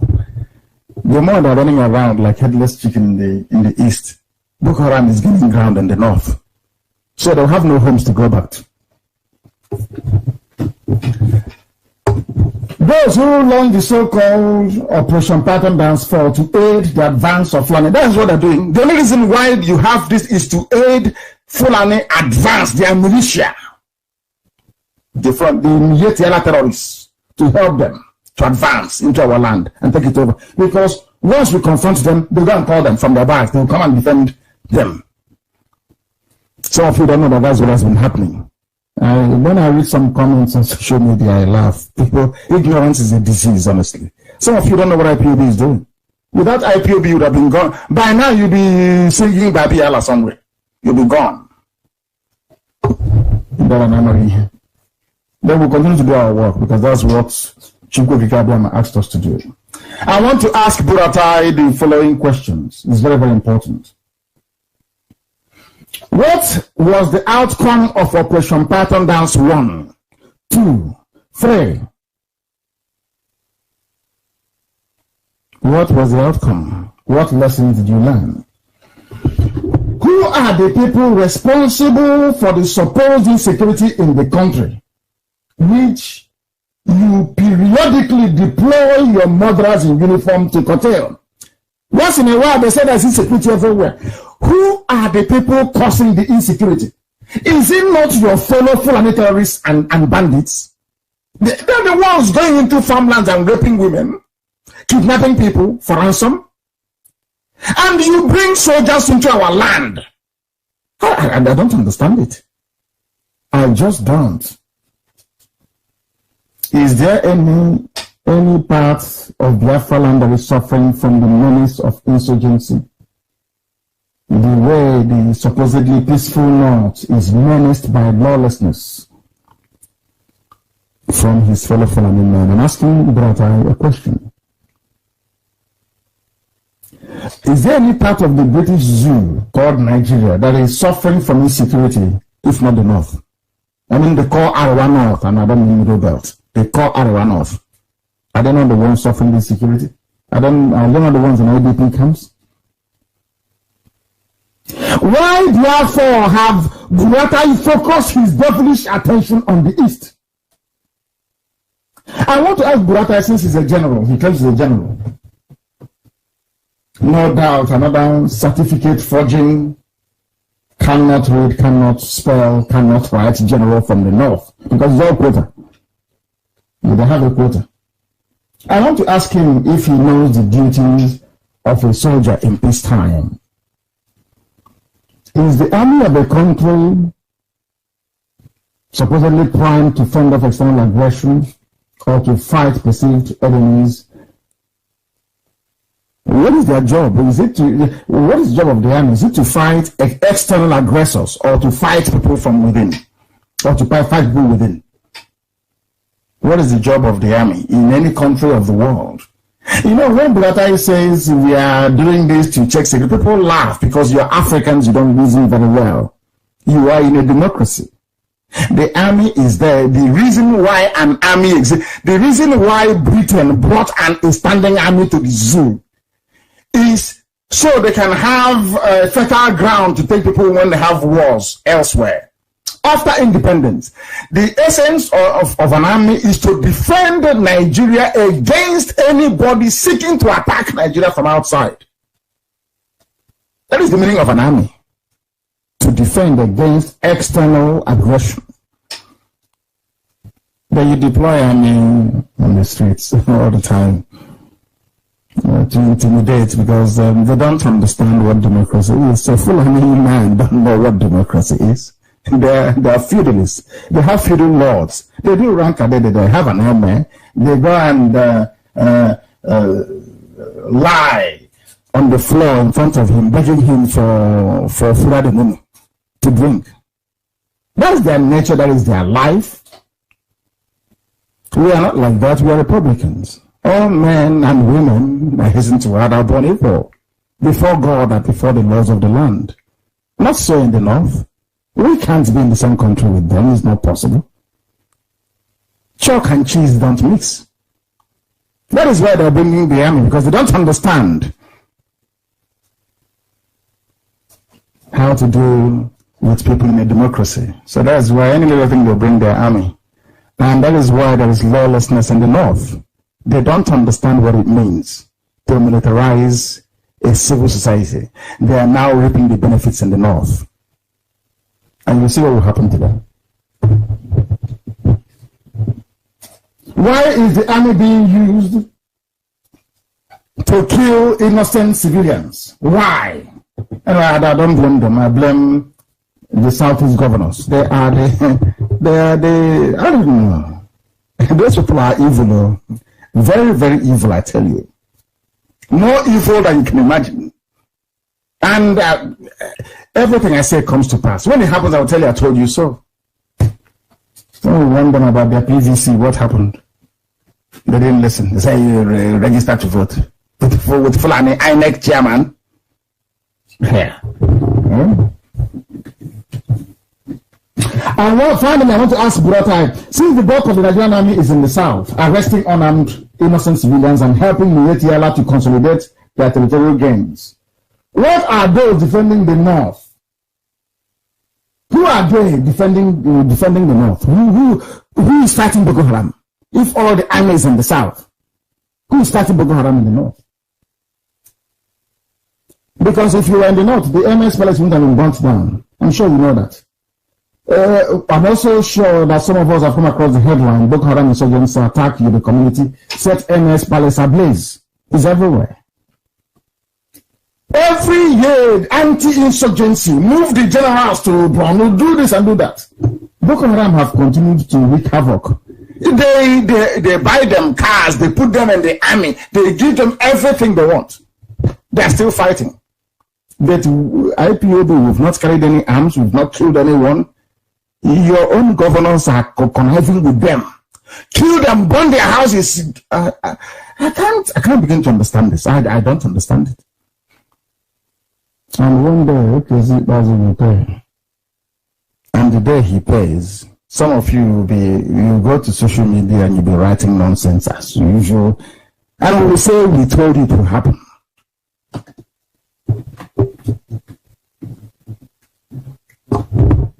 They said the insurgents were on a mission to eliminate the district head in a revenge mission. They burnt a section of the emir's palace in Jajare, in a place called Babangida, headquarters of Tamuwa local government area of Yobe State. Impossible. They come in the afternoon, whereas Burata is in the east doing Python dance 50. And the terrorists are in the north, burning down places and taking over villages. And you're telling me that Nigerians are normal? You're telling me that a Nigerian is a human being worthy of respect? Worthy of respect? Terrorists and bandits are killing you in the north, sacking villages. There are IDP camps all over the place. And what you can do is to mobilize the same army to come down to the south and be disturbing innocent, peace-loving, law-abiding people. Unbelievable. It's you. What do you expect? What do you expect? No wonder Aisha Buhari fled to London. Even they have now resorted to prayers. Even the terrorists, the Al-Majri in the north, the caliphate, they are now calling on prayers to tackle terrorism menace they themselves created, while Fulani soldiers are deployed to Biafra land to be harassing innocent citizens. They are praying for Boko Haram to go away and all forms of insurgency, whereas they are in the south, fooling themselves, claiming they are fighting insecurity, whereas insecurity is in the north. World Health in the north, UNODs in the north, UNICEF in the north. Even the money they say German government gave them, is it not in the north they're going to spend it? Because of IDP camps and insecurity. But they're in the south, disturbing, hard-working, law-abiding people. They are now going spiritual in the north. APC is now praying. I think it was Governor Zulum or whatever it's called. They called 30 clerics for prayers. In the north, they rely on prayers to tackle terrorism and insecurity. But in the east, that is peaceful. They rely on the army to tackle peace. Prayers to tackle terrorism in the north, and the army to tackle peace in the south. As with its foundation, everything about the Fulani Nigeria, that's what it is a Fulani Nigeria. Caliphate is upside down. While we blame the all-conquering but educationally challenged Fulani Caliphate, of course, with the help of the British, for occupying our land, the bulk of the blame lies with Eastern governors. Dave Umahi and his group, and those that support them. You that support them is the problem. Not even Dave Umahi. It is the idiots that support them. The greedy, selfish fools that support them. They are the problem. Of course, they're only a handful. They're in the minority. Their politics of servitude and acquiescence is what landed us in this desperate situation where Fulani soldiers, instead of remaining in the core north to deal with their banditry, insurgency and terrorism, they have instead allowed themselves to be used to be tormenting our lives in Biafra land. Those supporting these governors must also partake in the blame as well. Some of you know it's Nigeria. People don't remember anything anymore. Some have forgotten that even Obasanjo a while back reminded Jubril Buhari that his government is empowering Boko Haram. He said it. Go and Google it. The problem with so-called Nigerians is that they don't reason. I keep saying every broadcaster say it. Nigerians, when someone says I'm a Nigerian, I know you're Lord and animal. You can't reason very well. You can't. Because if you can reason very well, you cannot say you're a Nigerian. They have all forgotten that Pa Fashoranti, the Afenifere leader, the daughter was killed in Yoruba land. Everyone has forgotten. It's all in the past. The rigged election that Atiku won and Jubilee, Abakari rigged, everybody has, you've all forgotten about it. Instead, it's 2027 or 2028 in the era. Even in the Middle Belt, they have forgotten. I read somebody, is it Lockwood, somebody from Middle Belt, is saying some nonsense about Biafra and Igbo presidency. He has forgotten. Maybe he has a house in Ashokoro, in Abuja. Every other person can die and burn to ashes. He doesn't really care. He has gotten his own share of the cake. He says Lockwood. He's in Abuja talking rubbish. These are the people that Fulani groomed to serve their purpose in the Middle Belt. I'm warning him not to meddle into Biafra affair, just to stay where you are and serve your Fulani masters if that's your portion in life. And stay away from Biafra. We are not interested in any stupid Nigerian presidency. We are not interested. Not one bit. We are not interested. You are from the Middle Belt. You've forgotten how your land was lost to Nigerian terrorists, following headsmen, killing you, renaming your villages, raping your wives and your children. And all you can do is to talk about Biafra. People are seriously condemned, I'm telling you. The humiliation you suffered at the hands of Mietiala should keep you occupied. All of you. Was it not a while back that Danjuma said you must all now defend yourself and you're coming to babble into Biafra? He said his name is Lekwater. I don't know who he is. We're talking about Biafra and presidency. I will suggest seriously, because there are some people that I respect talking about Igbo and their presidency. I will seriously suggest that they confine it, let them to and go, and do whatever they like with it. As for us, the destination is Biafra. No one is going to stop that from happening. These people have no morals and no honor, they have no dignity. They don't know what it means anyway. It's an English language, so they won't even understand the meaning of it. Thank heavens we are fighting for an ideal nation in Biafra and not the zoo. They have closed the border, they will not speak. The border have been closed down. Closure in Nigeria is continuation of economic strangulation of Biafrans. That's what they do. We have no seaports, we have no airports, we have no roads. But they're going to build 77 toll gates, don't forget that. And even the borders, they are closing it. I asked you to bring your pen and your paper this evening. So that's a bit of work to do, because some people don't quite understand what is happening in Africa. We are in serious mess. You know, when I say it, people say, oh, the way he says it turns me off. Because you don't actually understand what written law is. What it's all about. You don't know what written law is. We'll get to that later. And how written law, ECOWAS. You see this border close, the ECOWAS treaty itself. It's just like saying you're moving goods and services across the borders of European countries. Who searches you? Don't you see all those big lorries, those of you that live in Europe, traveling, crisscrossing one country to another? Who stops them? Nobody.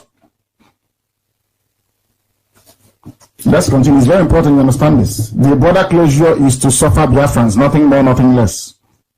And I want Amakeko to post the video of people actually smuggling rice in the north and the pictures. Let the world understand that there are people smuggling. The northern borders are open, but the southern borders are shut. That is Nigeria for you. And the customs of, should I say, the Supremo, the Comptroller General, whatever rubbish they call him, is actually a Fulani man. He's in the south, overseeing border closures in the south, but in the north, the borders are open. And people are telling me that they are normal in Nigeria. This is okay. Oh, dear me. It did not start today and it will not end unless we get our Biafra. That's the only savior. The only savior. To provide some semblance of context in this very matter, I would like Biafrans to please refer to ECOWAS treaty ratification. Go to Google it, just type it in Google, ECOWAS treaty, and read.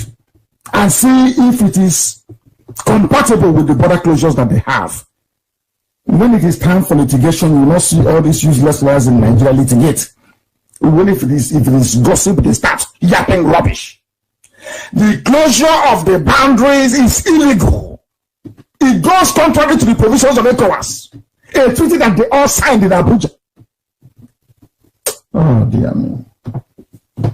They allow me to come here every day teaching me, lecturing them for nothing.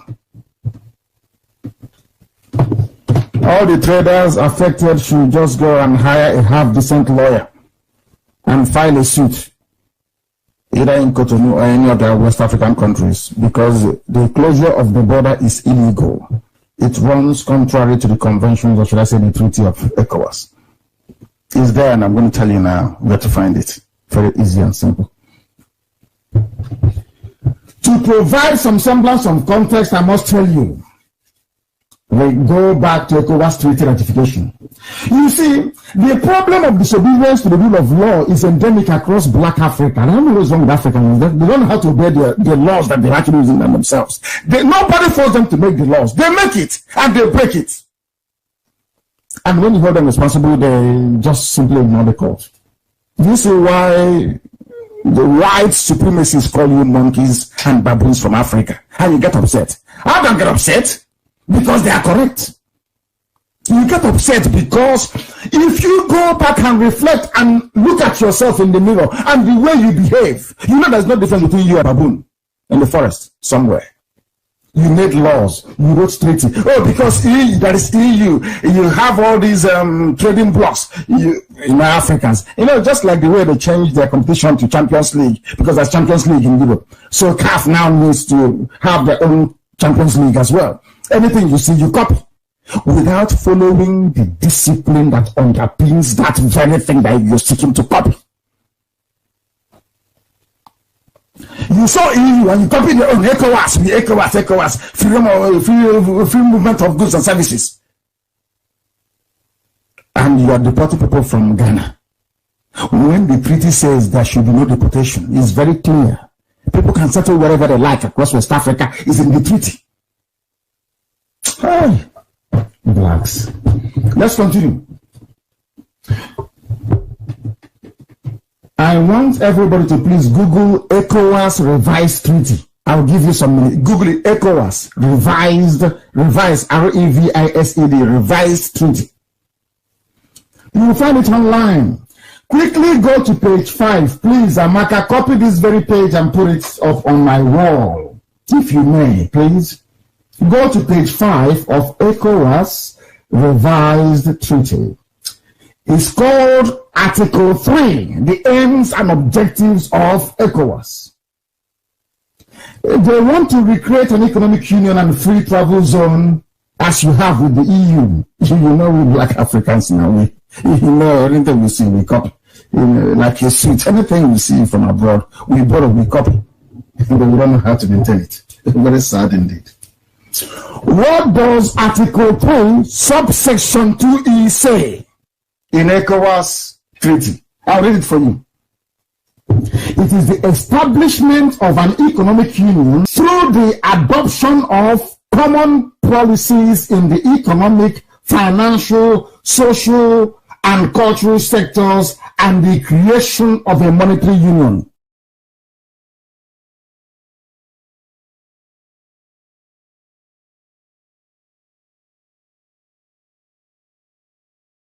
Monetary union, like the way you have the euro. That's what they're heading to. Now, let us go to section 2D. They want to create something like the euro now because they have said it here. That's what they're going to do. Now, let us go to section 2D. The establishment of this common market. The EU was a common market.